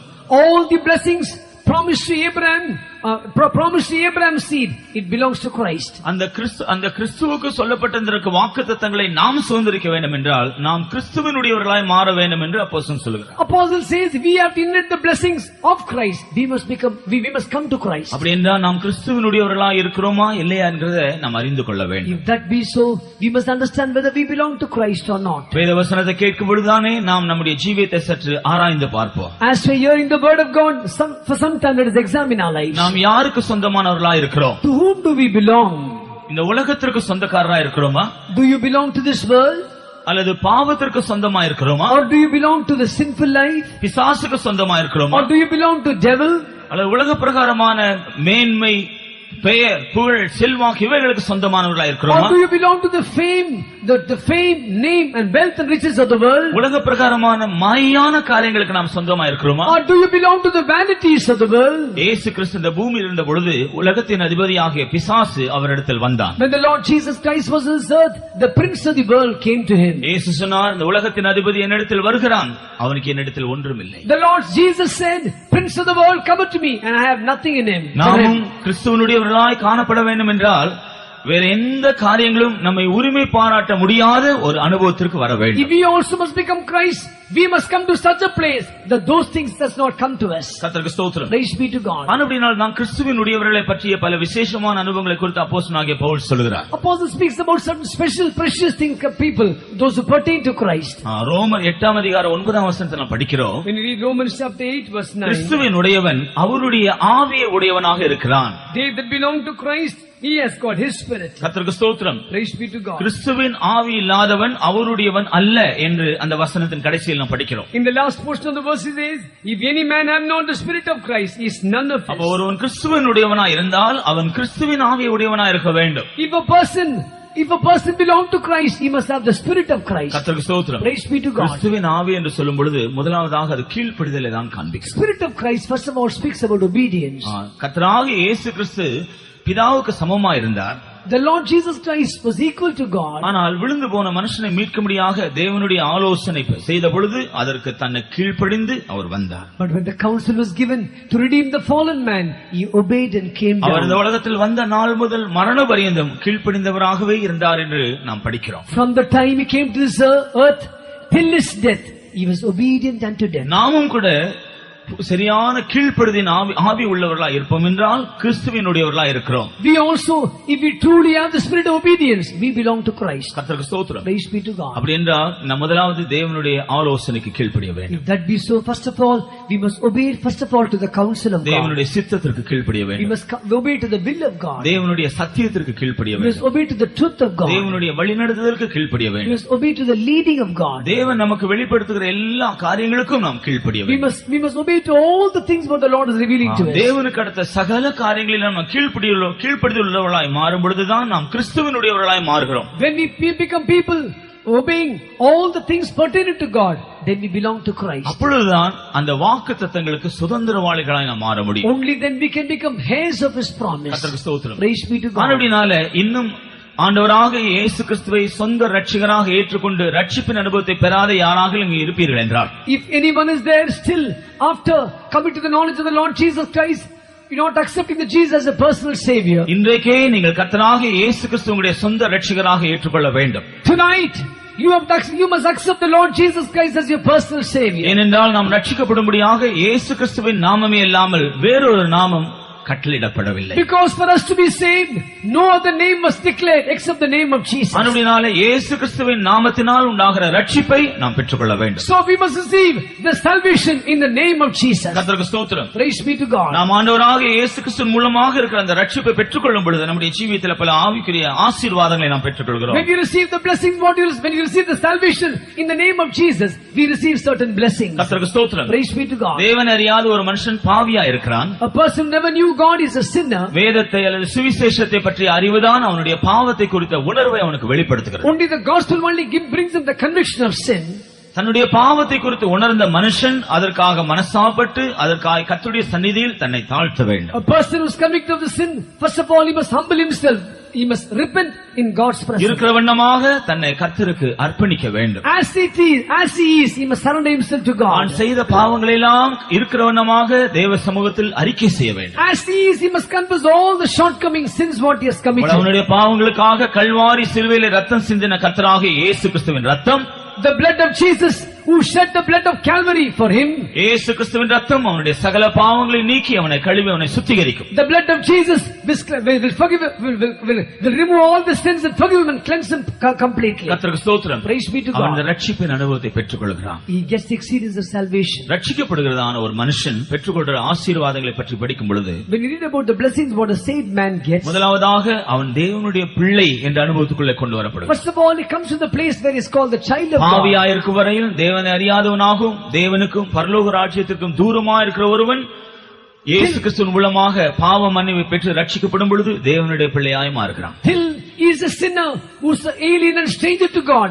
When he comes to the knowledge of Christ, he becomes a child of God. அவனுடைய ஜீவியத்திலே மறுபடியும் பிறந்த ஒரு அனுபவம் உண்டாகிறது. He comes in his life, he comes to a born again experience. இதுவரையிலும் அவன் பாவியாக ஜீவித்தான். Till now he was a sinner. இப்பொழுதோ தேவனுடைய பிள்ளை என்ற ஒரு மறுபிறப்பு அவனுடைய ஜீவியத்தில் உண்டாக இருக்கிறது. Now he gets a rebirth, a born again experience. அது மாத்திரமல்ல, Not only that, அவன் தேவனுடைய ராஜ்யத்தை காணக்கூடிய சாக்கியத்தை பெற்றுக்கொள்கிறான். not only that, he gets the experience of seeing the kingdom of God. இயேசு சொன்னார், ஒருவன் மறுபடியும் பிறந்தால்தான் தேவனுடைய ராஜ்யத்தை காண முடியும். The Lord says, except he is born again, he can see the kingdom தேவனுடைய of God. பிள்ளையாக மறுபடியும் பிறந்த ஒரு மனுஷன் தன்னுடைய சுதந்திரமாகிய தேவனுடைய ராஜ்யத்தை பற்றி ஒரு தரிசனத்தை ரட்சிக்கப்பட்ட பின்பு மாத்திரமே பெற முடியும். Person who is saved, if he has to attain that promised blessing, only when he is saved, he can only see that kingdom. கர்த்தருக்கு ஸ்தோத்திரம். Praise be to God. அவனுடைய பாவங்களை எல்லாம் இயேசு கிறிஸ்துவினிடத்தில் அறிக்கையிட்டபடினால், இயேசு கிறிஸ்துவின் ரத்தத்தினால் அவனுடைய பாவங்கள் கழுவப்படுகிறது. அவன் பாவ மன்னிப்பின் நிச்சயத்தை பெற்றுக்கொள்கிறான். Because he has forgiven all his sins,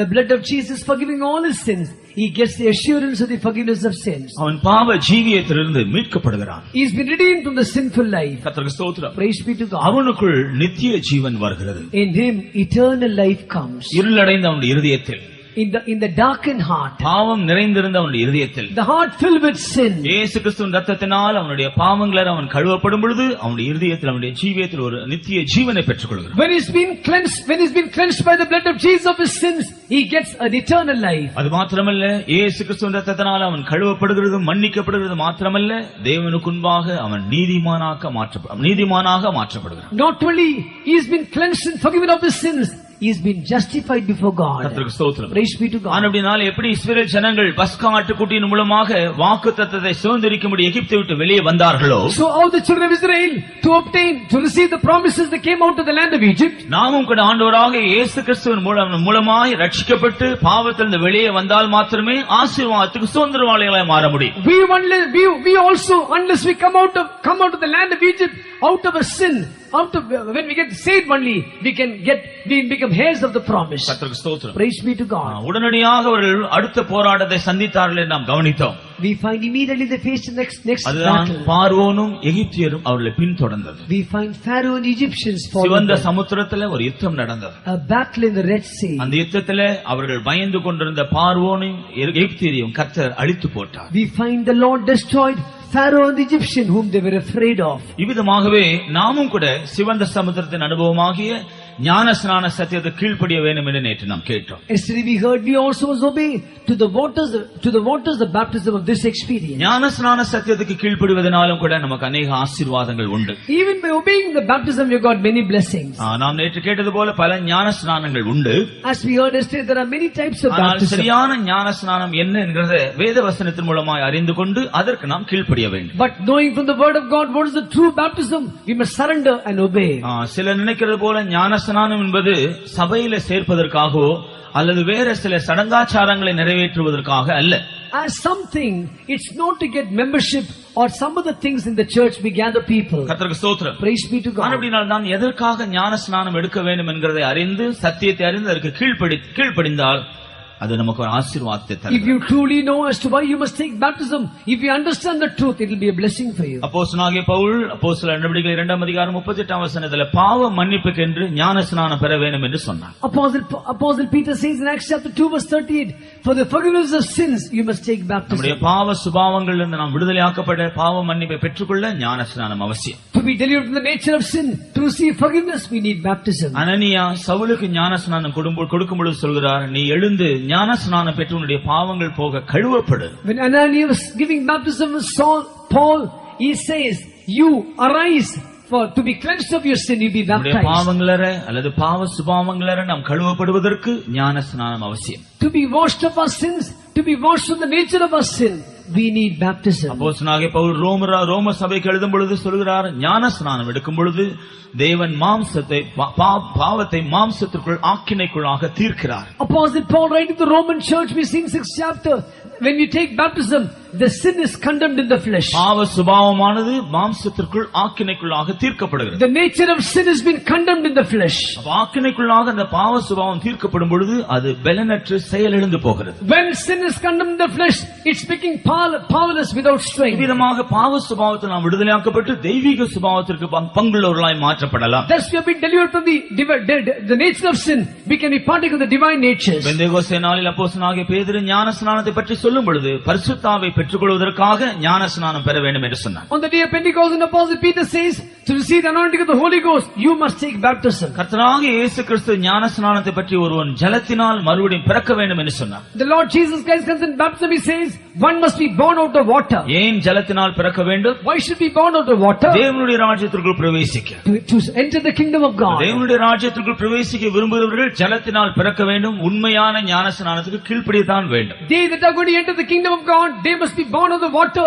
Truly, they must obey waters of baptism. யோவான் ஸ்நானகன் ஞானஸ்நானம் கொடுக்கும் பொழுது எதற்காக ஞானஸ்நானம் கொடுக்கிறேன் என்று அவர் சொன்னார். When John the Baptist gave baptism, he said, why he is giving baptism? அவனிடத்தில் ஞானஸ்நானம் எடுக்க வந்தவர்களை பார்த்தவன் என்ன சொல்கிறான்? Looking at the people who came to take baptism, what did he say? வரும் கோபத்திற்கு தப்பிக்கொள்ள உங்களுக்கு வகை காட்டினது யார்? Who showed you to flee from the wrath to come? கர்த்தருக்கு ஸ்தோத்திரம். Praise be to God. ஞானஸ்நானம் எதற்காக எடுக்க வேண்டும்? Why we must take baptism? ஒரு பெரிய கோபாக்கினை நியாயத்தீர்ப்பு வந்து A கொண்டிருக்கிறது. great wrath, judgment is coming. சரியான சத்தியத்தை அறிந்து கீழ்ப்படியாம் ஞானஸ்நானத்துக்கு கீழ்ப்படியாதவர்கள் அந்த கோபத்திற்கு உள்ளாவார்கள். After knowing the right truth, if we don't take baptism, they'll be partakers of the wrath. அதிலிருந்து தப்பிக்கொள்ள வேண்டும் என்றால் ஞானஸ்நானம் வேண்டும். To escape that wrath, you need baptism. கர்த்தருக்கு ஸ்தோத்திரம். Praise be to God. யார் ஞானஸ்நானம் எடுக்க வேண்டும்? Who must take baptism? வேதத்திலே ஞானஸ்நானம் எடுத்தவர்களை பற்றி நாம் படிக்கும் பொழுது In the word of God, we read about the people who took baptism. Pentecost நாளில் வசனத்தை சந்தோஷமாய் ஏற்றுக்கொண்டவர்கள் ஞானஸ்நானம் பெற்றார்கள். Those who willfully joyfully receive the word of God, they took baptism. வேத வசனத்தின் மூலமாக சரியாக சத்தியத்தை அறிந்த பின்புதான் அந்த சத்தியத்திற்கு கீழ்ப்படிய வேண்டும். So truly, after understand the word of God, only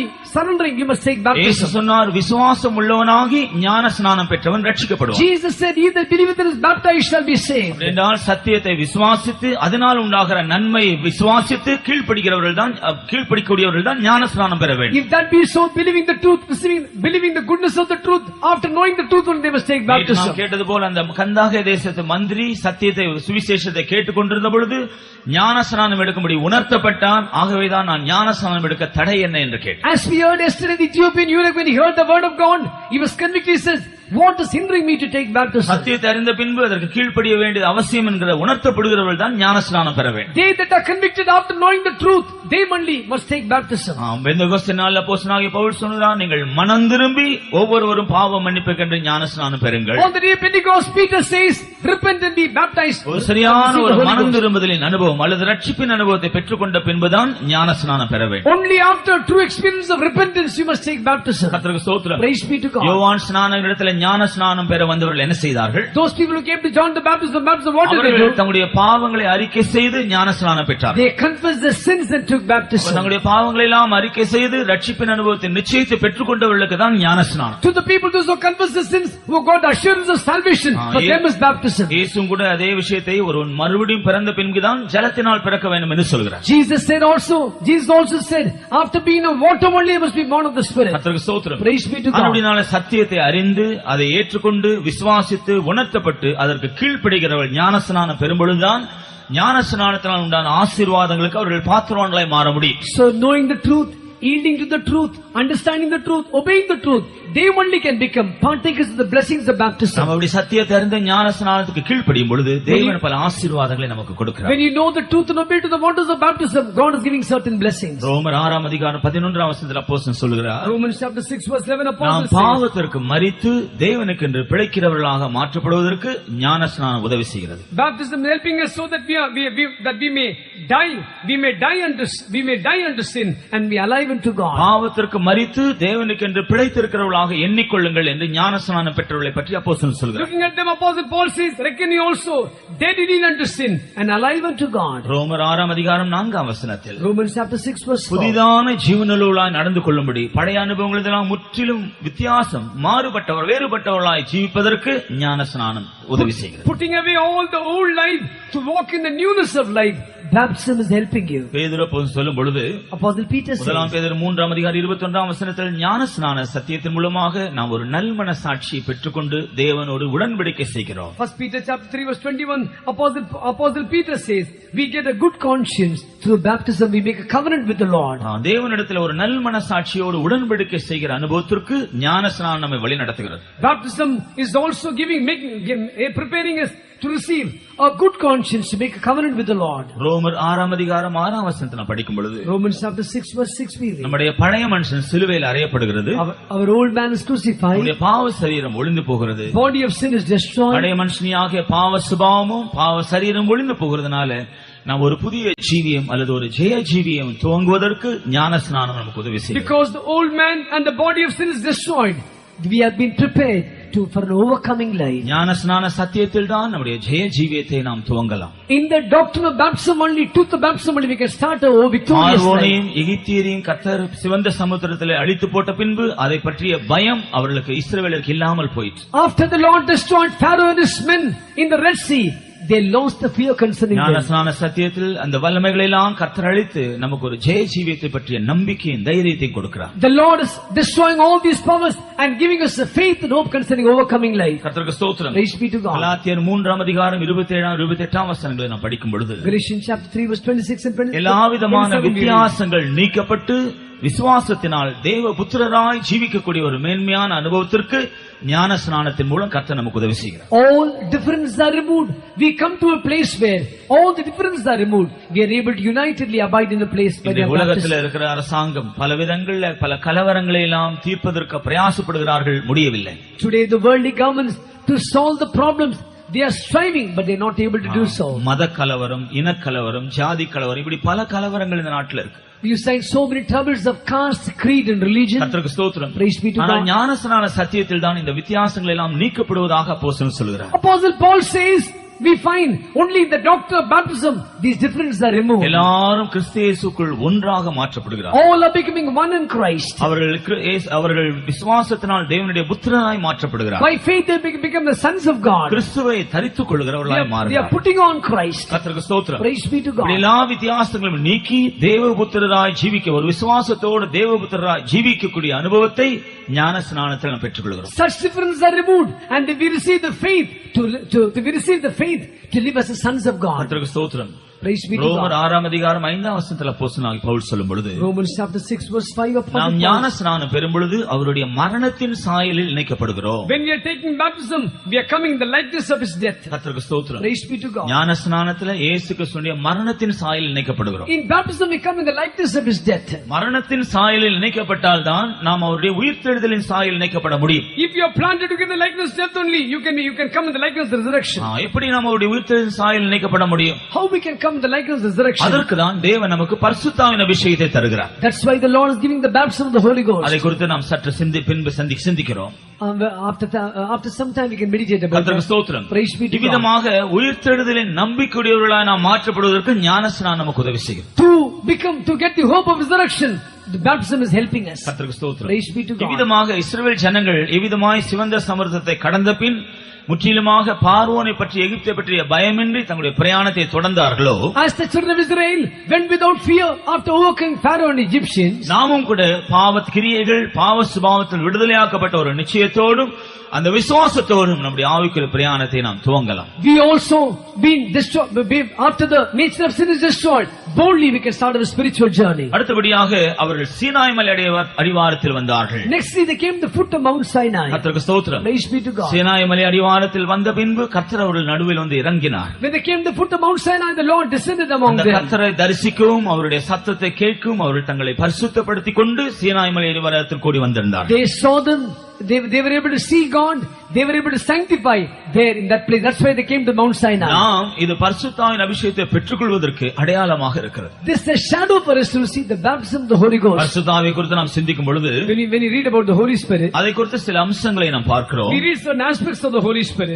நாம் ஏன் பரிசுத்தாவை பெற வேண்டும்? Why should we receive the Holy Spirit? நாம் எப்படி பரிசுத்தாவை பெறலாம்? How can we receive the Holy Spirit? பரிசுத்தாவை பெற்றோம் என்பதற்கு அடையாளம் என்ன? What is the sign that we receive the Holy Ghost? பரிசுத்தாவை பெற்ற பின்பு பரிசுத்தாவை நமக்குள்ள என்ன செய்கிறது? செய்கிறார்? After you see the Holy Ghost, what does the Spirit of God do with it பரிசுத்தாவியை within us? பெற்றுக்கொண்ட பின்பு நாம் பெற்றுக்கொள்ளக்கூடிய சில விசேஷமான அனுபவங்கள் என்ன? What is the special experience what you see when you see the Holy Ghost? இப்படிப்பட்ட சில விஷயங்களை நாம் அதை தியானிக்க வேண்டும். Certain things we have to meditate. நாம் பரிசுத்தாவியை பெற்றுக்கொள்வதற்குரிய காரணம் என்ன? What is the reason for receive the நாம் Holy ஏன் Ghost? பரிசுத்தாவியை பெற்றுக்கொள்ள வேண்டும்? Why should we receive the Holy Spirit? முதலாவதாக ரோமர் 12ஆம் அதிகாரம் 13ஆம் வசனத்தை நாம் படிக்கிறோம். First of all, Romans chapter 12 verse 13. பரிசுத்தாவியின் மூலமாக தான் நாம் எல்லாரும் அநேகராய் இருக்கிற நாம் ஒரே சரீரமாக மாற்றப்படுகிறோம். We who are many by the anointing of the Holy Ghost we are made as one body. நாம் யூதராயினும் நாம் கிரேக்கராய் நாம் எல்லாரும் ஒரே சரீரத்துக்குள்ள ஒரே ஞானஸ்நானத்தை ஒரே சரீரத்துக்குள்ளாக தாகம் தீர்க்கப்பட்டோம் என்று சொல்கிறார். Whether we are Jew or Greek, whether we are born of female, we have been made to drink into one spirit. கர்த்தருக்கு ஸ்தோத்திரம். Praise be to ஒரே God. சரீரத்துக்குள்ளாக தாகம் தீர்க்கப்பட்டோம். We are made to drink into one spirit. பரிசுத்தாவியானவர் தான் நம்ம எல்லாரையும் சேர்த்து ஒரே சரீரமாக ஒரு கூட்டமாக நம்மை மாற்றுகிறார். Holy Spirit only is making us one family as one body. கர்த்தருக்கு ஸ்தோத்திரம். Praise be to God. ஆபிரகாமுக்கு கொடுக்கப்பட்ட ஆசீர்வாதம் ஒரு சந்ததிக்குரியது, சந்ததிகளுக்குரியதல்ல. The blessing what given to Abraham was not to the seeds, to one seed. அப்படி என்றால் நாமும் கூட அந்த சந்ததியாகிய கிறிஸ்துவுக்குள் வர வேண்டும். We also must come into that seed which is Christ. பரிசுத்தாவின் அபிஷேகத்தினால தான் நாம் அந்த ஒரே கிறிஸ்துவின் சரீரமாய் மாற்றப்படுகிறோம். கிறிஸ்துவின் சரீரத்துக்குள் நாம் வருகிறோம். By the anointing of the Holy Ghost only we become the body of Christ, we come into the body of Christ. கர்த்தருக்கு ஸ்தோத்திரம். Praise be to God. அபிஷேகம் பெறாமல் நாம் இயேசு கிறிஸ்துவின் சரீரத்தின் அவயவமாக மாற முடியாது. அந்த ஒரே ஒன்றாக்கப்பட்ட அனுபவத்துக்குள் நாம் வர முடியாது. Without seeing the anointing of the Holy Ghost, you cannot become the body of Christ. You cannot come to that experience. கர்த்தருக்கு ஸ்தோத்திரம். Praise be to God. அது மாத்திரமல்ல பரிசுத்தாவி தேவனுடைய ராஜ்யத்தில் பிரவேசிக்க ஜலத்தினாலும் ஆவியினாலும் மறுபடியும் பிறக்க வேண்டும் என்று இயேசு சொன்னார். Not only that Jesus said, for you to enter the kingdom of God, you must be born of the water and of the Spirit. ஜலத்தினால் பிறப்பது ஞானஸ்நான சத்தியத்துக்கு கீழ்ப்படிவதையும் ஆவியினால் பிறப்பது பரிசுத்த ஆவியை பெற்றுக்கொள்வதையும் காண்பிக்கிறது. Born of the water speaks about baptism. Born of the Spirit speaks about receiving the Holy Ghost. கர்த்தருக்கு ஸ்தோத்திரம். Praise be to God. அப்படினால் பரலோக ராஜ்யத்துக்கு நாம் போக வேண்டும் என்று விரும்பினால் நிச்சயமாய் நாம் சரியான ஞானஸ்நானம் எடுத்து பரிசுத்த ஆவியை பெற்றுக்கொள்ள வேண்டியது அவசியமா? If that be so, if we have to enter the kingdom of God, we must take the true baptism.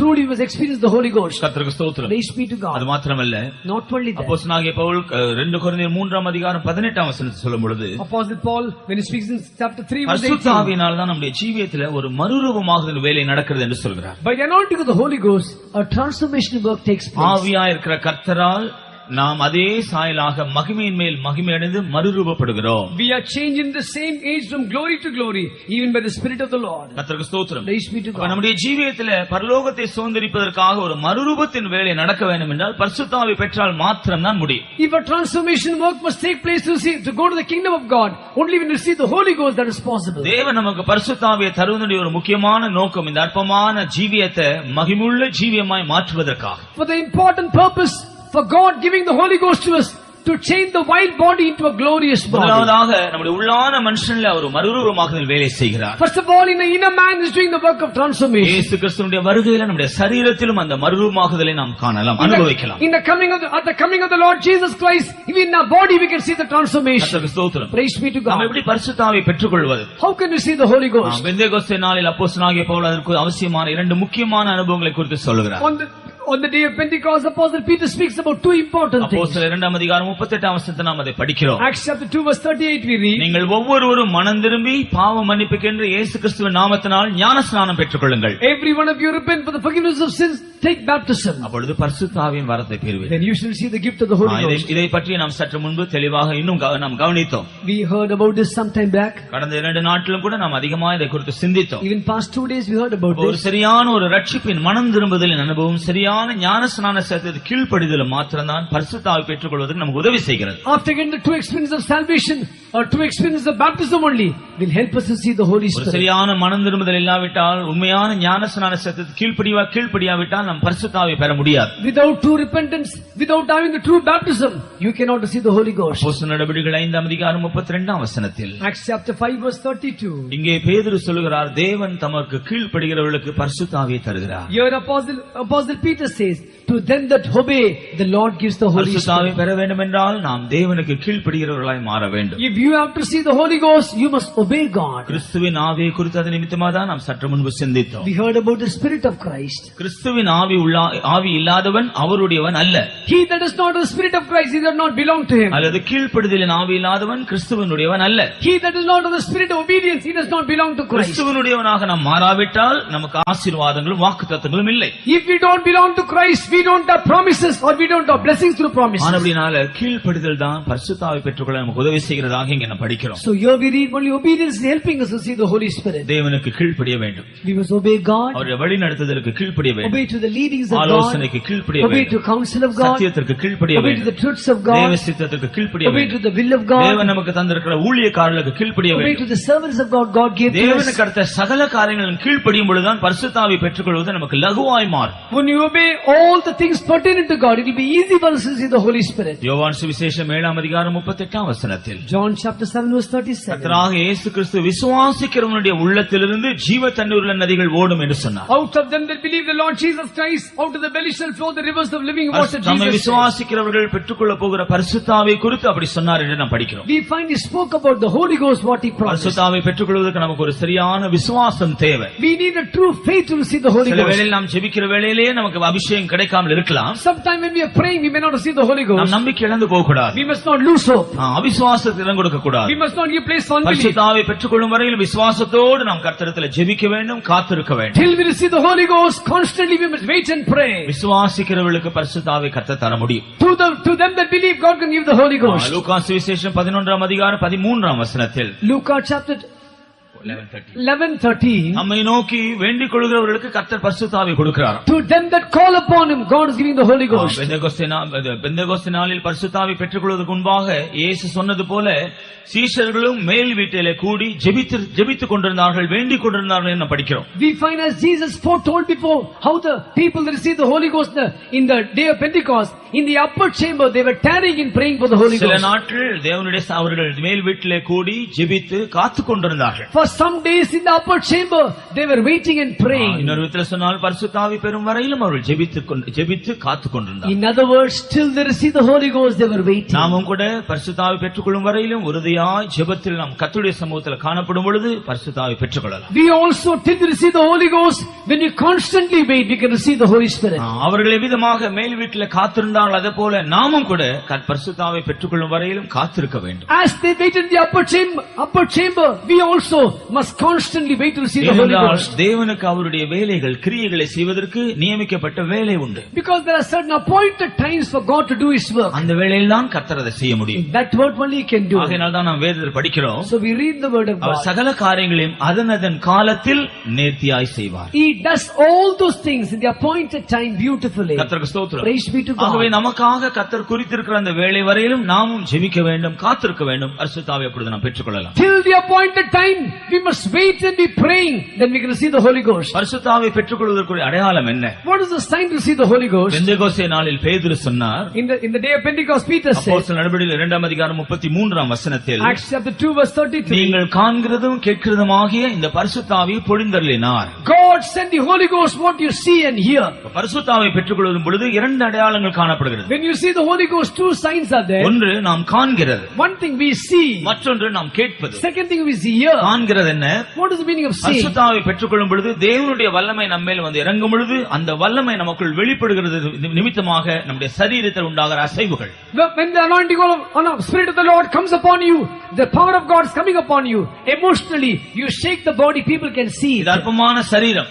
This is a wild body. பரிசுத்த ஆவியின் மூலமாக தேவனுடைய வல்லமை இந்த சரீரத்திலிருந்து இறங்கும் பொழுது அதை தாங்க முடியாது. By the anointing of the Spirit of God comes upon this body, this wild body cannot stand. அந்த வல்லமை வெளிப்படுத்தும்படியாக சிலர் கை தட்டுகிறார்கள், சிலர் தங்களுடைய சரீரங்களை அசைக்கிறார்கள், அவர்கள் குதிக்கிறார்கள், நடனமாடுகிறார்கள். To express this power, some people dance, some clap hands, some shake the body. ஆவியின் பலத்தினால நிரப்பப்படும் பொழுது அவர்களுக்கு உண்டாகிற அந்த சந்தோஷத்து நிமித்தமாய் அப்படிப்பட்ட காரியங்களை செய்கிறார்கள். When they are filled with spiritual strength, out of the joy they do certain things. இரண்டாவதாக அவர்கள் அந்நிய பாஷைகளை பேசுகிறார்கள். Secondly, they speak in unknown tongues. அந்நிய பாஷைகளை பேசுவதுதான் பரிசுத்த ஆவியை பெற்றதற்கு அடையாளம் என்று அப்போஸ்தலனாகிய பேதுரு சொல்கிறார். Apostle Peter says speaking in tongues is a sign of the Holy Spirit. பெந்தெகோஸ்தே நாளில் காத்திருந்த 120 பேர் அந்த எருசலேமில் வந்து கூடியிருந்த பல தேசத்தை சேர்ந்தவருடைய பாஷைகளில் தேவனுடைய மகத்துவங்களை பேசினார்கள். 120 those who spoke in tongues in the upper chamber of Jerusalem, those Jews who came around, they were able to see the languages. அவர்கள் சொன்னார்கள், நம்முடைய பாஷைகளில் இவர்கள் தேவனுடைய மகத்துவங்களை பேசுகிறது என்ன? They said, "What are they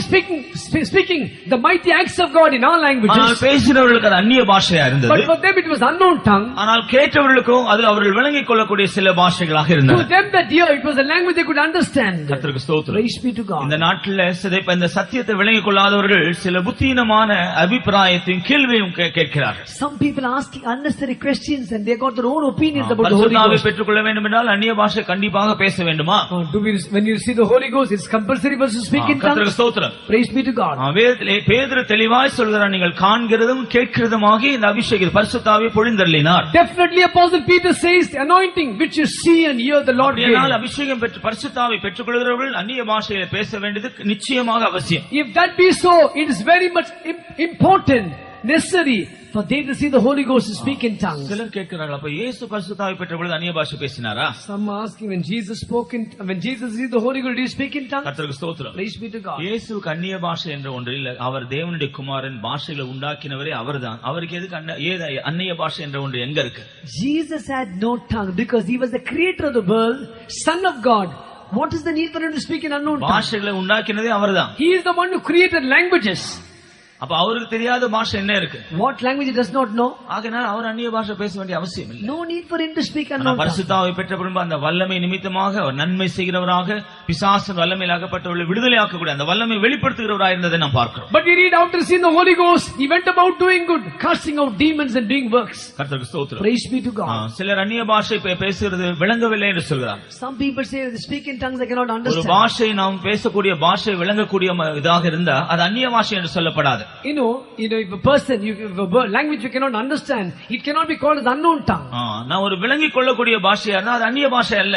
If you speak a tongue, understandable tongue, that's not unknown tongue. தமிழ்ல பேசினவர் ஆங்கிலத்துல மொழிபெயர்க்கிறார். ஏறக்குறைய இங்க இருக்கிறவர்களுக்கு அந்த பாஷை தெரியும். இது அந்நிய பாஷை இல்ல. Now I am speaking in tongue, Tamil, this brother is interpreting. Most of you know this language. It's not நமக்கு unknown தெரியாத tongue. ஒரு பாஷை தான் அந்நிய பாஷை. That language which it doesn't know, that's called unknown tongue. பரிசுத்தாவியை பெறும்பொழுது கர்த்தர் அப்படிப்பட்ட ஒரு பாஷையினால் தான் நம்மை நிறைக்கிறார். When you receive the Holy Spirit, God is giving such a tongue for you. சில வேளையில் நாம் அதை விளங்கிக் கொள்ள கூடாவிட்டாலும் Sometimes though we will not understand. அந்நிய பாஷையிலே பேசும் பொழுது சில நன்மைகள் நாம் பெற்றுக்கொள்கிறோம். When you speak in tongues, you get certain goodness. அப்போஸ்தலனாகிய பவுல் கொரிந்து சபைக்கு அதை பற்றி தெளிவாக எழுதுகிறார். Apostle Paul in the Corinthian church he says definitely. அந்நிய பாஷையில் பேசுகிறவன் மனுஷனிடத்தில் அல்ல தேவனிடத்தில் பேசுகிறான். He that speaketh in tongues, he does not speak to man, he speak to God. அப்படின்னா நம்ம ஆவியிலிருந்து அந்நிய பாஷையில பேசும் பொழுது நம்ம அந்நிய பாஷையில தேவனிடத்தில் பேசுகிறோம். So when you speak in tongues, we don't speak to men, we speak to God. தேவனிடத்தில் பேசும் பொழுது அது எல்லாருக்கும் விளங்க வேண்டும் என்ற அவசியம் இல்லை. When we speak to God, there's no need for other people to understand. கர்த்தருக்கு ஸ்தோத்திரம். Praise be to God. அடுத்தபடியாக அந்நிய பாஷையில் பேசுகிறவன் தேவனிடத்தில் ரகசியத்தை பேசுகிறான். Nextly, he that speaketh in tongues speaks mysteries with God.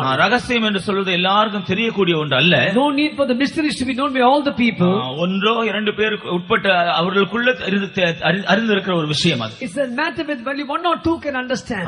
தேவனிடத்தில் ரகசியத்தை பேசும் பொழுது தேவனுக்கு மாத்திரம் தெரியும், மற்றவர்கள் தெரிய வேண்டிய அவசியம் இல்லை. When we are speaking mysteries to God, God will know. There's no need for other people to know. கர்த்தருக்கு ஸ்தோத்திரம். Praise be to God. நாம் அந்நிய பாஷைகளை பேசும் பொழுது தேவன் பல கிருபைகளையும் வரங்களையும் நம்மேல் பொழிந்தருளுகிறார் என்று அப்போஸ்தலன் சொல்கிறார். Apostle says when you speak in tongues, God is giving certain graces and talents and ஆகையால் gifts. தான் 12ஆம் அதிகாரம் 4ஆம் வசனத்தில் வரங்களில் வித்தியாசம் உண்டு, ஆனால் ஆவியானவர் ஒருவரே. That's what in Acts chapter 12 verse 4 we find there are many gifts and Spirit of God is one. அப்ப ஆவியானவர் பரிசுத்தாவியை நாம் பெற்றுக்கொள்ளும் அந்நிய பாஷை பேசும் பொழுது பல வரங்களினாலும் கிருபையினாலும் நம்மை நிறைக்கிறார். When we speak in tongues, Spirit of God is filling us with gifts and graces. அப்போஸ்தலனாகிய பவுல் சொல்லும் பொழுது Apostle Paul says 14ஆம் அதிகாரம் 14ஆம் வசனத்தில் chapter 14 verse 14 நம்முடைய ஆவியிலே நாம் கர்த்தரை நோக்கி விண்ணப்பம் செய்கிறோம் என்று சொல்கிறார். we intercede in our spirit looking unto God. அந்நிய பாஷைகள் பேசுகிறவன் கர்த்தரிடத்தில் விண்ணப்பம் செய்கிறான். He that speaketh in tongues he is praying to God. அது மாத்திரமல்ல மாத்திரமல்ல, not only that, அந்நிய பாஷை பேசும் பொழுது நாம் நமக்குள்ளே பக்தி விருத்தி அடைகிறோம் என்று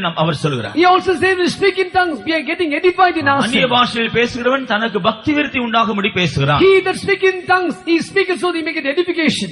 முதலாம் கொரிந்தியர் 14:22 First Corinthians chapter 14 verse 22. அந்நிய பாஷை என்று சொல்வது அவிசுவாசிக்கு ஒரு அடையாளமா இருக்கிறது. Tongues is a sign to the unbeliever. கர்த்தருக்கு ஸ்தோத்திரம். Praise be to God. பரிசுத்தாவியை பெறாத ஒரு மனுஷன், பரிசுத்தாவியை விசுவாசிக்காத ஒரு மனுஷன் பரிசுத்தாவியை பெற்ற அந்நிய பாஷையில பேசும் பொழுது அது அவனுக்கு ஒரு அடையாளமா When a இருக்கு. person does not receive the Holy Ghost, when a person does not believe the Holy Spirit, when other person speaks in tongues, that's a sign for him. ஏசாயா தீர்க்கதரிசி சொல்லும் பொழுது, When Isaiah prophet says, அந்நிய பாஷையினால கர்த்தர் தம்முடைய ஜனத்தோடு பேசுகிறார், அது அவர்களுக்கு ஒரு இளைப்பாறுதல் என்று சொல்கிறார். the Lord is speaking to his people with unknown tongues, and that's the rest for them. பரிசுத்தாவை பெற்றுக்கொண்டு நாம் அந்நிய பாஷையில பேசும் பொழுது அது நமக்கு விளங்காவிட்டாலும் இப்படிப்பட்ட பல ஆசீர்வாதங்கள், அனுபவங்களை நாம் பெற்றுக்கொள்கிறோம். When we speak in tongues, though we may not understand, we receive certain blessings. கர்த்தருக்கு ஸ்தோத்திரம். Praise be to God. அப்படினால் அந்நிய பாஷை அடையாளத்தோடு நாம் பரிசுத்தாவை பெற்றுக்கொள்ள வேண்டியது அவசியம். It's needed for us with the sign of speaking in unknown tongues. We need இந்த the Holy கூட்டத்தின் Spirit. ஆரம்பத்தில் கர்த்தருடைய ஆவியானவர் நம்மோடு பேசினார். In the beginning of the meeting, the Lord Spirit of God spoke to us. பரிசுத்தாவின் அபிஷேகத்தை நஷ்டப்படுத்தின சிலர் இங்கே வந்திருக்கிறார்கள். There are some who have come here who have lost the anointing of the Holy அதன் Spirit. மூலமாக தங்களுடைய சந்தோஷத்தை, சமாதானத்தை இழந்து போனவர்கள் இருக்கிறார்கள். There are some who have lost the joy and peace. ஆனால் மறுபடியுமாக நான் உங்களுக்கு அந்த அபிஷேகத்தை தந்து உங்களை புதுப்பிப்பேன் என்று சொல்லியிருக்கிறார். The Lord says, once again, I'll give you the anointing and renew you. அப்படினாலே பரிசுத்தாவை பெறாதவர்கள் இன்றைக்கு கர்த்தருடைய வசனத்தை விசுவாசித்து நீங்கள் ஒப்புக் கொடுக்கும் பொழுது நீங்கள் பரிசுத்தாவை பெறப் போகிறீர்கள். So those who want to see the Holy Ghost, when you hear the word of God and obey, tonight you're going to see the Holy Spirit. பரிசுத்தாவை இழந்து போயிருந்தால், உங்களுடைய வல்லமை அபிஷேகத்தை இழந்து போயிருந்தால், இன்றைக்கு நீங்கள் கர்த்தருடைய சமூகத்தில் மறுபடியும் அதை பெற்றுக்கொள்ள கர்த்தர் உங்களுக்கு குறித்து சித்தமா இருக்கிறார். If you lost the anointing, power or gifts tonight, it's God's will to renew you. கர்த்தருடைய வசனத்தை நீங்கள் கேட்டு அதற்கு கீழ்ப்படிந்து உங்களை ஒப்புக் கொடுத்தால் நீங்கள் அந்த ஆசீர்வாதத்தை If பெற்றுக்கொள்வீர்கள். you hear the counsel of God, surrender and humble yourself and obey, you will receive the blessings. இன்னும் ஒரு சில நிமிஷங்கள்ல நாம் அப்படி கர்த்தருடைய சமூகத்தில் நம்ம ஒப்புக் கொடுத்து அதற்காக காத்திருக்க போகிறோம். Within few minutes we are going to surrender and wait in God's presence. அதற்கு முன்பாக இன்னும் ஒரு சில சத்தியங்களை மாத்திரம் சொல்லி நான் முடிக்க விரும்புகிறேன். Before that, a few truths I want to speak to you and finish கர்த்தருக்கு it. ஸ்தோத்திரம். Praise be to God. பரிசுத்தாவை பெற்ற பின்பு ஆவியான நமக்குள்ள அநேக நற்கிரியைகளை செய்கிறதை நாம் வேதத்தில் படிக்கிறோம். After receiving the anointing of the Holy Ghost, God, the Spirit of God is doing good works. ஆவியான நமக்குள்ள வந்து அமைதியா இருக்கிறது இல்ல, Spirit of God will not sit silently in us. அநேக காரியங்களை நம்முடைய ஜீவியத்தில் செய்கிறார். He is doing many works in our life. அவர்கள் சில முக்கியமான காரியங்களை நான் சொல்ல விரும்புகிறேன். Certain important things they want to tell to you. முதலாவதாக அவர் நமக்குள்ள ஒரு தேற்றரவாளனை போல இருந்து நம்மை ஆற்றி தேற்றுகிறவராயிருக்கிறார். First of all, as the comforter, he is consoling us சில and வேளை நாம் comforting us. நெருக்கங்களின் வழியாக கடந்து செல்லலாம். Sometimes we may go through certain kind of துக்கமான problems. சம்பவங்களில் கடந்து செல்லலாம். We may go through certain times of sorrows. கண்ணீரின் பாதையில் கடந்து We செல்லலாம். may go through path of tears. நம்மை விசாரிக்கவோ நமக்கு உதவி செய்யவோ ஒருவரும் இல்லாமல் No இருக்கலாம். one will be there to visit us or care for ஆனால் us. கர்த்தருடைய சமூகத்திலிருந்து நம் ஆவியில் நிறைந்து நம் பரிசுத்தாவினால் நிரப்பப்பட்டால் But when you are getting filled with the Holy Ghost in God's presence, ஒரு பெரிய ஆறுதலை கர்த்தர் நமக்கு கொடுக்கிறார். a great rest the Lord is ஆகையால் giving நம் to us. பரிசுத்தாவியானவருக்கு தேற்றரவாளன், அவர் நம்மை ஆற்றி தேற்றுகிறவர் என்று பெயர். So Spirit of God has got a name, that is called, he is called a comforter. கர்த்தருக்கு ஸ்தோத்திரம். Praise be to God. யோவான் சுவிசேஷம் 16:16 இயேசு அதை சொன்னார். John the Gospel chapter 16 verse 16, the Lord said. ரோமர் 8:26 Romans chapter 8 verse 26. பரிசுத்த ஆவியானவர் நமக்கு ஜெபிக்க உதவி செய்கிறார் என்று அப்போஸ்தலன் சொல்கிறார். Apostle says Spirit of God is helping us to pray. நாம் ஏற்றபடி ஜெபிக்க வேண்டியது நமக்கு தெரியாது. We don't know how we should pray. ஆனால் பரிசுத்த ஆவிக்குள் ஜெபிக்கும் பொழுது But when you pray in the Spirit, நாம் எப்படி ஜெபிக்க வேண்டுமோ அப்படி ஜெபிக்க, வாக்கு கடங்காத பெருமூச்சுகளோடு ஜெபிக்க அவரே நமக்குள் இருந்து உதவி செய்கிறார். Spirit itself makes intercession with groaning which cannot be uttered. He is helping us. இந்த நாட்டில் தேவனுடைய பிள்ளைகளுக்கு மிகவும் கஷ்டமான ஒரு காரியம் ஜெபம் பண்ணுவது. These days, the very difficult thing for God's people is to pray. மற்ற பல காரியங்களை செய்கிறது லகுவா இருக்கிறது.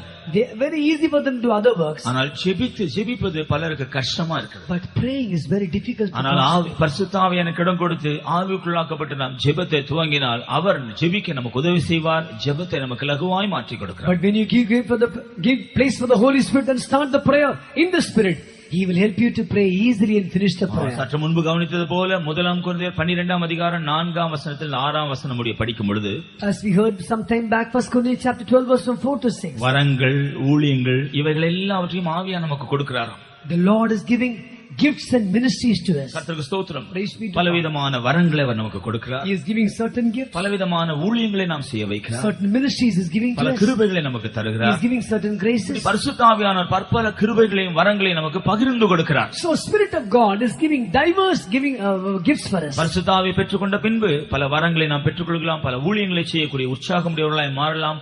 பல விதங்களில் நாம் கர்த்தருக்காக பிரயாசப்பட்ட உண்மையான மறைபொருள்கள் தெரியும். Spirit of God when he knows the inner depth of God's word. அப்ப நம்ம சரியா நாம வேத வசனத்தை படிக்கும் பொழுது ஆவியானவர் மறைந்திருக்கிற அநேக காரியங்களை நமக்கு வெளிப்படுத்தும்படி நம்முடைய மனக்கண்களை திறக்கிறார். So truly when you read the word of God, Spirit of God will open our eyes to know the depth of God's word. தேவ சமூகத்தில் போய் தேவனுடைய வசனத்தை கேட்கும் பொழுதும் கூட நாம் கேட்கிற வசனத்தை விளங்கிக் கொள்ளும்படியாக கர்த்தர் நம்முடைய ஆவியானவர் மூலமாய் பிரகாச மனக்கண்களை பிரகாசிக்கிறார். Even when you go to God's presence to hear God's word, through the Spirit of God, God will enlighten our mind to understand God's word. அப்படினால் தான் பரிசுத்த ஆவியை பெற்றதான ஒரு தேவனுடைய பிள்ளை தேவனுடைய வசனத்தை கேட்கும் பொழுது விளங்கிக் கொள்வதற்கும் ஒரு சாதாரண ஒருவர் தேவனுடைய வசனத்தை விளங்கிக் கொள்வதற்கும் வித்தியாசம் உண்டு. That's why there's a difference between a non-spirit baptized believer hearing the word of God and spirit baptized believer hearing the word of God and understanding it. பரிசுத்த ஆவியை பெற்றவர்களுக்கு அதை விளங்கிக் கொள்ளக்கூடிய விதத்தில் ஆவியானவருடைய மனக்கண்களை பிரகாசிக்கிறார். Spirit baptized people to understand God's word, Spirit of God enlighten their mind. கர்த்தருக்கு ஸ்தோத்திரம். Praise be to God. கடைசியாக ரோமர் 8 அதிகாரம் 11 வசனத்தில் At last Romans chapter 8 verse 13. சாவுக்கு ஏதுவான அந்த சரீரத்தை ஒரு உயிர்ப்பிக்கிறார். He is also quickening this mortal body. பரிசுத்த ஆவியானவர் தான் இந்த சரீரத்திலேயே அவருடைய உயிர்ப்பிக்கிற வல்லமையை அனுபவிக்கக்கூடிய சுவாக்கியத்தை நாம் பெற்றுக்கொள்ள உதவி செய்கிறார். Spirit of God is helping us to experience the blessedness of our body to be quickened. கர்த்தருக்கு ஸ்தோத்திரம். Praise be to அந்த God. உயிர்ப்பிக்கிற வல்லமை நம்முடைய சரீரத்தில் கிரியை செய்யும் பொழுது நம்முடைய சரீரத்தில் ஆவி ஆத்மா சரீரம் உயிர்ப்பிக்கப்படுற ஒரு அனுபவத்தை நாம் பெற்றுக்கொள்கிறோம். When the power of resurrection is working, we get the experience where our body, soul and spirit is quickened. நாம் பரிசுத்த ஆவியினால் இப்பொழுதே நம்முடைய சரீரங்கள் உயிர்ப்பிக்கப்படுற அனுபவத்தை பெற்றுக்கொள்ளும் பொழுது மாத்திரம்தான் எக்கால சத்தம் கேட்கும் பொழுது ஒருவேளை நாம் கிறிஸ்துவுக்குள் நித்திரையடைந்திருந்தால் நம்முடைய சரீரம் உயிர்ப்பிக்கப்படும். When we are going to experience this power of resurrection now with this body, if our body is going to be dead, when the trumpet shall sound, our body shall be quickened on that day. நாம் கர்த்தருக்குள் கிறிஸ்துவுக்குள் ஜீவனோடு இருப்போம் என்றால் நம்முடைய சரீரங்கள் அந்த உயிர்ப்பிக்கிற வல்லமையினாலே மறுரூபமாக்கப்படும். In Christ we are going to be alive. By that power this body shall be transformed. ஆகவே தேவன் நமக்கு பரிசுத்த ஆவியை தந்தது ஏதோ சாதாரண காரணத்திற்காக அல்ல, சில விலையேற பெற்ற நோக்கத்திற்காக. So God has not given the Holy Ghost for some ordinary purposes, for some important special purpose. கர்த்தருக்கு ஸ்தோத்திரம். Praise be to God. பரிசுத்த ஆவியை பற்றிய இரண்டு விதமான அம்சங்களை வேதத்தில் நாம் படிக்கிறோம். We heard about two aspects of the Holy Ghost. ஒன்று பரிசுத்த ஆவியின் ஞானஸ்நானம், மற்றொன்று பரிசுத்த ஆவியின் அபிஷேகம். One is the water baptism and the baptism of the Holy Spirit and anointing of the Holy Spirit. பரிசுத்த ஆவியின் ஞானஸ்நானம், பரிசுத்த ஆவியின் அபிஷேகம். Baptism of the Holy Ghost and anointing of the Holy Ghost. பரிசுத்த ஆவியின் ஞானஸ்நானம் என்பது நம்முடைய அனுதின ஜீவியத்திலே நாம் அனுபவிக்க வேண்டிய ஒரு காரியமா. Baptism of the Holy Ghost, what we have to experience the day to day life. அதற்காக தான் நாம் அனுதினமும் பரிசுத்த ஆவியினால் நிரப்பப்பட வேண்டும். That's why every day we need the filling of the Holy Spirit. எவ்விதமாக ஞானஸ்நானம் எடுக்கும் பொழுது ஒருவர் தண்ணீருக்குள்ள முழுகுகிறார்களோ அதே போல பரிசுத்த ஆவிக்குள்ள நாமும் கூட முழுக வேண்டும். How in the baptism when people are getting immersed in the water, every day we also must be immersed. நம்முடைய அனுதின ஜீவியத்தில் எவ்வளவு அதிகமாக பரிசுத்த ஆவியின் நிறைவை நாம் பெற்றுக்கொள்கிறோமோ அவ்வளவு அதிகமாக இந்த பரிசுத்த ஆவியின் ஞானஸ்நானத்தின் அனுபவத்தை பெற்றுக்கொள்கிறோம். அதுதான் நம்முடைய ஜீவியத்தில் சுபாவங்கள் மாற்றப்பட நம்முடைய ஜீவியங்கள் மாற்றப்படக்கூடியதான ஒரு மறுரூபமாக வேலை செய்கிறது. The more we in the day to day life we get the filling of the Holy Spirit, we are getting filled with the Holy Ghost every day. That's helping us for our natures to be transformed. பரிசுத்தாவை பெற்றதான தேவனுடைய ஜனங்கள் இந்த பரிசுத்தாவின் ஞானஸ்நானமாகிய அந்த நிறைவின் அனுபவத்தை தங்களுடைய அனுதின ஜீவியத்தில் சரியாய் அவர்கள் பெற்றுக்கொள்ளாவிட்டா அவருடைய ஜீவியத்தில் ஒரு மறுரூபத்தின் வேலை நடக்காது. Spirit baptized people, if they don't attain the correct real experience of the baptism of the Holy Ghost, of getting filled with Spirit filled life, they will not get the work of transformation. நம்முடைய ஜீவியங்கள் நம்முடைய சுபாவங்கள் உருவாக்கப்படுவதற்காக பரிசுத்த ஆவியின் ஞானஸ்நானத்தின் அனுபவம் நமக்கு அவசியம். We need the experience the baptism of the Holy Ghost for our life and the body to be transformed. ஆனால் பரிசுத்த ஆவியின் அபிஷேகம் எதற்கு அவசியம்? Why do we need the anointing of the Holy Ghost? நாம் கர்த்தருக்காக பிரயாசப்படுவதற்கு பரிசுத்த ஆவியின் அபிஷேகம் தேவை. To labor for God we need the anointing of the Holy Ghost. நாம் கர்த்தருக்காக கிரியை செய்வதற்கு, to work for God, சில வேளையில கர்த்தருடைய நாமத்தின் நிமித்தம் பாடுபடுவதற்கு, to suffer for the name of God, கர்த்தருக்காக பிரயாசப்படுவதற்கு, to labor for the Lord. பரிசுத்த ஆவியின் வல்லமை அபிஷேகத்தின் மூலமாய் உண்டாகிற வல்லமையினாலே நாம் கிரியை செய்கிறோம். We work by the power of His might. கர்த்தருக்கு ஸ்தோத்திரம். Praise be to God. ஆகையால் தான் அப்போஸ்தலனாகிய பவுல் சொல்லும் பொழுது, That's the Apostle Paul says.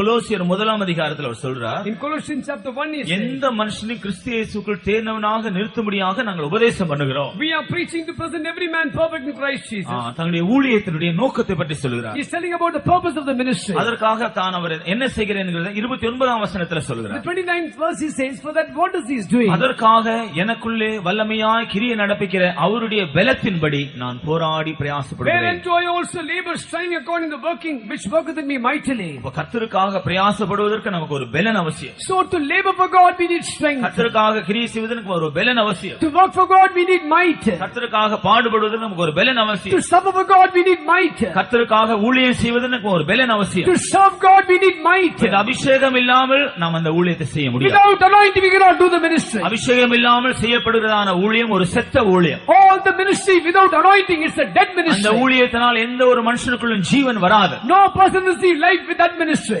அப்படினால் நான் பழைய ஏற்பாட்டில் கூட நிழலாட்டமாய் நாம் பார்க்கும் பொழுது, as we see the shadow of the Old Testament, ஆசாரியன் ஒருவன் ஊழியம் செய்ய வேண்டும் என்றால் அவன் அபிஷேகம் பண்ணப்பட வேண்டும். if a priest to do the ministry he must be anointed. ஒரு ராஜா அவனுடைய வேலை செய்ய வேண்டும் என்றால் அபிஷேகம் பண்ணப்பட for வேண்டும். a king to do his ministry he must be anointed. ஒரு தீர்க்கதரிசி தன்னுடைய உத்தியோகத்தை செய்வதற்கு முன்பாக அபிஷேகம் பண்ணப்பட for the வேண்டும். prophet to perform his office he must be anointed. அபிஷேகம் பண்ணப்படாத ஒரு மனுஷன் ராஜாவாக முடியாது. a person without anointing he cannot become a king. ஆசாரியனாக முடியாது. he cannot become a priest. தீர்க்கதரிசியாக he முடியாது. cannot become a prophet. பழைய ஏற்பாட்டிலே இந்த 3 விதமான ஊழியங்களை 3 விதமான கூட்டத்தார் in the செய்தார்கள். Old Testament is 3 ministries, 3 groups of people ஆனால் perform. புதிய ஏற்பாட்டிலே பரிசுத்தாவின் அபிஷேகத்தின் மூலமாக but the New Testament by the anointing of the Holy Ghost, இந்த 3 வேலைகளையும் ஒருவரே செய்யக்கூடிய விதத்தில் கர்த்தர் நம்மை மாற்றுகிறார். God is making us to do all the 3 works as one person. அதனால்தான் அவர் நம்மை அபிஷேகத்தின் மூலமாக ராஜாக்களாகவும் ஆசாரியர்களாய் மாற்றி இருக்கிறார் என்று நாம் வேதத்தில் That's why படிக்கிறோம். we read the word of God. By the anointing of the Holy Ghost, He has made us kings and priests. அபிஷேகத்தின் மூலமாக ஆவிக்குரிய வரமாகிய ஒரு தீர்க்க தரிசனத்தின் வரத்தை நாம் பெற்றுக்கொள்கிறோம். By the anointing of the Holy Ghost, we receive the gift of prophecy. அபிஷேகத்தின் மூலமாக கர்த்தருடைய ஊழியக்காரராகிய தீர்க்கதரிசிகள் உருவாக்கப்படுகிறார்கள். By the anointing of the Holy Ghost, God's servants, prophets are formed. ஆனபடினால கர்த்தருக்காக பிரயாசப்பட விசேஷமாக கர்த்தருடைய ஊழியத்தில் ஈடுபட நமக்கு ஒரு அபிஷேகம் வேண்டும். So to labor for God,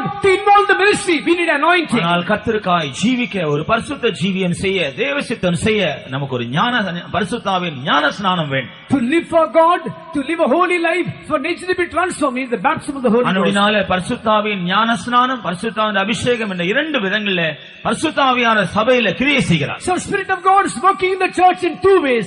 Baptism of the Holy Ghost and to the anointing of the Holy Ghost. கர்த்தருக்கு ஸ்தோத்திரம். Praise be to God. ஆனபடினால நாம் இந்த நாட்டில் பரிசுத்தாவை பெற்றுக் கொண்டிருக்கிறோமா என்று சற்று சிந்தித்து பார்ப்போம். Let us little bit think whether we have received the Holy Ghost. ஒருவேளை நம்முடைய ஜீவியத்தில் ஒரு ஆவிக்குரிய வளர்ச்சி இல்லை என்றால், If we don't have a spiritual growth in our life, சரியான ஒரு ஆவிக்குரிய வெளிச்சம் நமக்கு we இல்லாவிட்டால், don't have a spiritual light, சில அந்தகாரத்தின் வல்லமைகள் நமக்குள்ள காணப்படுகிறது if என்றால், certain dark powers are in us, நாம் பரிசுத்தாவின் நிறைவை நாம் நஷ்டப்படுத்தி இருக்கிறோம். we have lost the filling of the Holy Spirit. ஆனாலும் அதையெல்லாம் உணர்ந்து இன்றைக்கு கர்த்தருடைய சமூகத்தில் மனஸ்தாபப்படுவோம் என்றால், But after realizing, if you humble yourself, நம்ம repent in கர்த்தருடைய God's சமூகத்தில் presence, அதற்காய் தாழ்த்துவோம் என்றால், if you humble yourself, இன்னைக்கு பரிசுத்தாவியானவர் மறுபடியும் நமக்கு ஒரு புதிய நிறைவை தந்து நம்மை புதுப்பிப்பார். tonight once again God will give you a new filling and renew you. கர்த்தருக்காக பிரயாசப்படக்கூடியதான வாஞ்சி இல்லாவிட்டால், Or if you don't have a desire to labor for God, கர்த்தருடைய வேலையை அசதியாக நிர்விசாரமாக செய்கிறவளா இருந்தால், deceitfully, carelessly we do the work of the Lord. கர்த்தருடைய ஊழியத்தை செய்யக்கூடிய விருப்பம் இல்லாதவளா நாம் இருந்தால், If you don't have a desire to the ministry, நமக்கு ஒரு அபிஷேகம் தேவை. you need anointing. அபிஷேகம் தான் அதை செய்யக்கூடியதான வாஞ்சையும் அதற்குரிய பலனை நமக்கு தருகிறது. Anointing really gives us desire and strength to நம்முடைய perform. வாஞ்சைக்கும் நம்முடைய விருப்பத்திற்கு ஏற்றபடி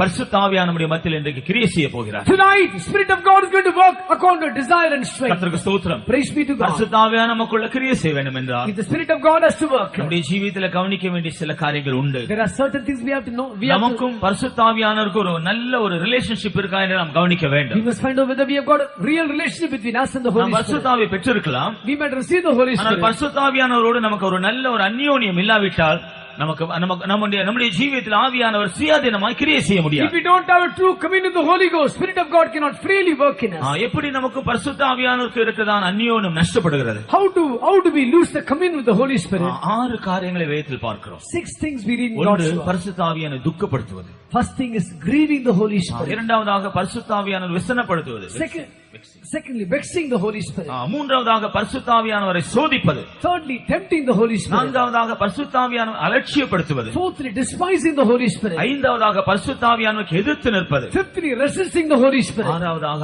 ஆவி அவித்து போடுவது. Sixthly, quenching the Holy இதெல்லாம் நீங்கள் Spirit. வீட்டில் போய் தியானித்துக் இப்பொழுது நமக்கு கவனிக்க நேரம் இல்லை. Go home and meditate. We have இந்த no ஆறு time. விஷயங்கள்ல நாம் ஏதாவது விஷயத்துல குற்றவாளிகளா இருந்தா நமக்கும் பரிசுத்த ஆவியானவருக்கு இருக்கிற அந்யோன்யம் உடைபட்டிருக்கும். Anywhere you are found guilty in the sixth reason, tonight you might have lost the connection between you and the Holy பரிசுத்த Spirit. ஆவியை துக்கப்படுத்துவது, Grieving the Holy Spirit, பரிசுத்த ஆவியை விசனப்படுத்துவது, vexing the Holy Spirit, பரிசுத்த ஆவியானவரை சோதிப்பது, tempting the Holy Spirit, பரிசுத்த ஆவியானவரை அலட்சியப்படுத்துவது, despising the Holy Spirit, பரிசுத்த ஆவியானவருக்கு எதிர்த்து நிற்பது, resisting the Holy Spirit, பரிசுத்த ஆவியை அவித்து போடுவது.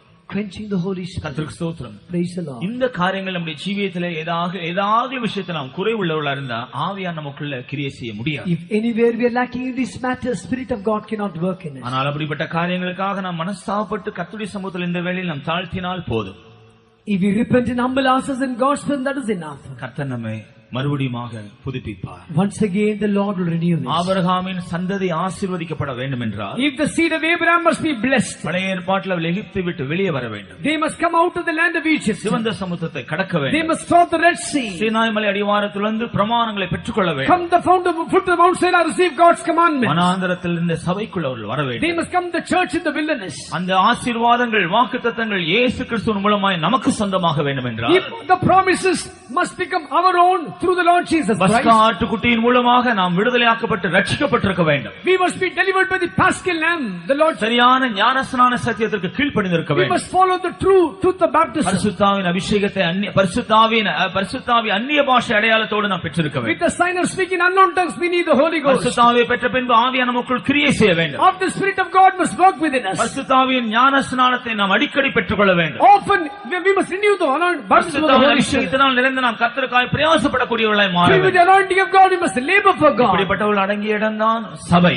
This is called the church. அந்த சபையை தான் தேவன் தம்முடைய ஊழியர்கள் மூலமாய் நடத்தி அந்த வாக்குத்தத்தத்துக்கு சொந்தவாளிகளாய் மாற்றுகிறார். This church only, by the servants God is leading, make us heirs for that promise. கர்த்தருக்கு ஸ்தோத்திரம். Praise be to God. அப்படினால இன்றைக்கு பரிசுத்த ஆவியார் நம்ம ஒவ்வொருவரையும் உயிர்ப்பிக்கும்படியாக சித்தமா இருக்கிறார். So tonight it's God's will to quicken every one of us. நீங்கள் பரிசுத்த ஆவியை பெறாதவர்களாக இருந்தால் இன்றைக்கு நீங்கள் விசுவாசத்தோடு கர்த்தரிடத்தில் கேட்டால் கர்த்தர் இன்றைக்கு உங்களை அபிஷேகம் பண்ணுவார். If you are not to see the Holy Spirit tonight, if you ask by faith, the Lord will anoint you. அபிஷேகத்தை இழந்து போயிருந்தால் இன்றைக்கு மனசாபத்தோடு கர்த்தரிடத்தில் கேட்டால் மறுபடியும் உங்களுக்கு ஒரு புதிய அபிஷேகம் உண்டாகும். If you lost the anointing, if you cry with the penitent heart, once again the Lord will anoint you. உங்களுடைய வல்லமையை நீங்கள் இழந்து போயிருந்தால் மறுபடியும் நீங்கள் விசுவாசத்தோடு கேட்டால் மறுபடியும் கர்த்தர் அந்த வல்லமையோடு கூடிய அபிஷேகத்தை உங்களுக்கு If you தருவார். lost your power, if you ask by faith, once again the Lord will give you that might and power. பரிசுத்த ஆவியானவர் தான் பரலோக சந்தோஷத்தை நமக்குள் கொண்டு வருகிறார். Spirit of God really gives us heavenly joy within us. ஆகையினால் தான் தேவனுடைய ராஜ்யம் நீதியும் சமாதானமும் பரிசுத்தாவிலும் உண்டாகிற சந்தோஷம் என்று நாம் படிக்கிறோம். That's why we read the kingdom of God is righteousness, peace and joy of the Holy Ghost. இந்த வேளையிலே பரிசுத்த ஆவியானவர் பரலோகத்தின் சந்தோஷத்தை நமக்குள் மறுபடியுமாய் கொண்டு வர விரும்புகிறார். Right now Spirit of God wants to give you the heavenly joy in our நாம் hearts. எத்தனை பேர் அந்த சந்தோஷத்தை பெற்றுக்கொள்ள விரும்புகிறோம்? How many of you want to see the joy? எனக்கு அந்த பரலோகத்தின் சந்தோஷம் இன்றைக்கு வேண்டும் என்று எத்தனை பேர் விரும்புகிறோம்? How many of you want the heavenly joy tonight? இன்றைக்கு நான் பரலோக சந்தோஷத்தை நான் பெற்றுக்கொள்ள வேண்டும். Tonight I must see the heavenly joy. நான் பரலோக சந்தோஷத்தை அனுபவிக்க I வேண்டும். must experience the heavenly joy. பரலோக சந்தோஷத்தினால் என்னுடைய ஜீவியம் மறுபடியும் புதுப்பிக்கப்பட வேண்டும். Once again the life is renewed by the heavenly joy. பரலோக சந்தோஷத்தினால் என்னுடைய தரிசனம் புதுப்பிக்கப்பட வேண்டும். By the heavenly joy my vision must be renewed. பரலோக சந்தோஷத்தினால் என்னுடைய நம்பிக்கை புதுப்பிக்கப்பட By the வேண்டும். heavenly joy my hope must be renewed. அதை விரும்புகிற எல்லாரும் தயவு செய்து சற்று நேரம் எழுப்பி நிற்போமாக. Those who desire, for some time shall we all stand.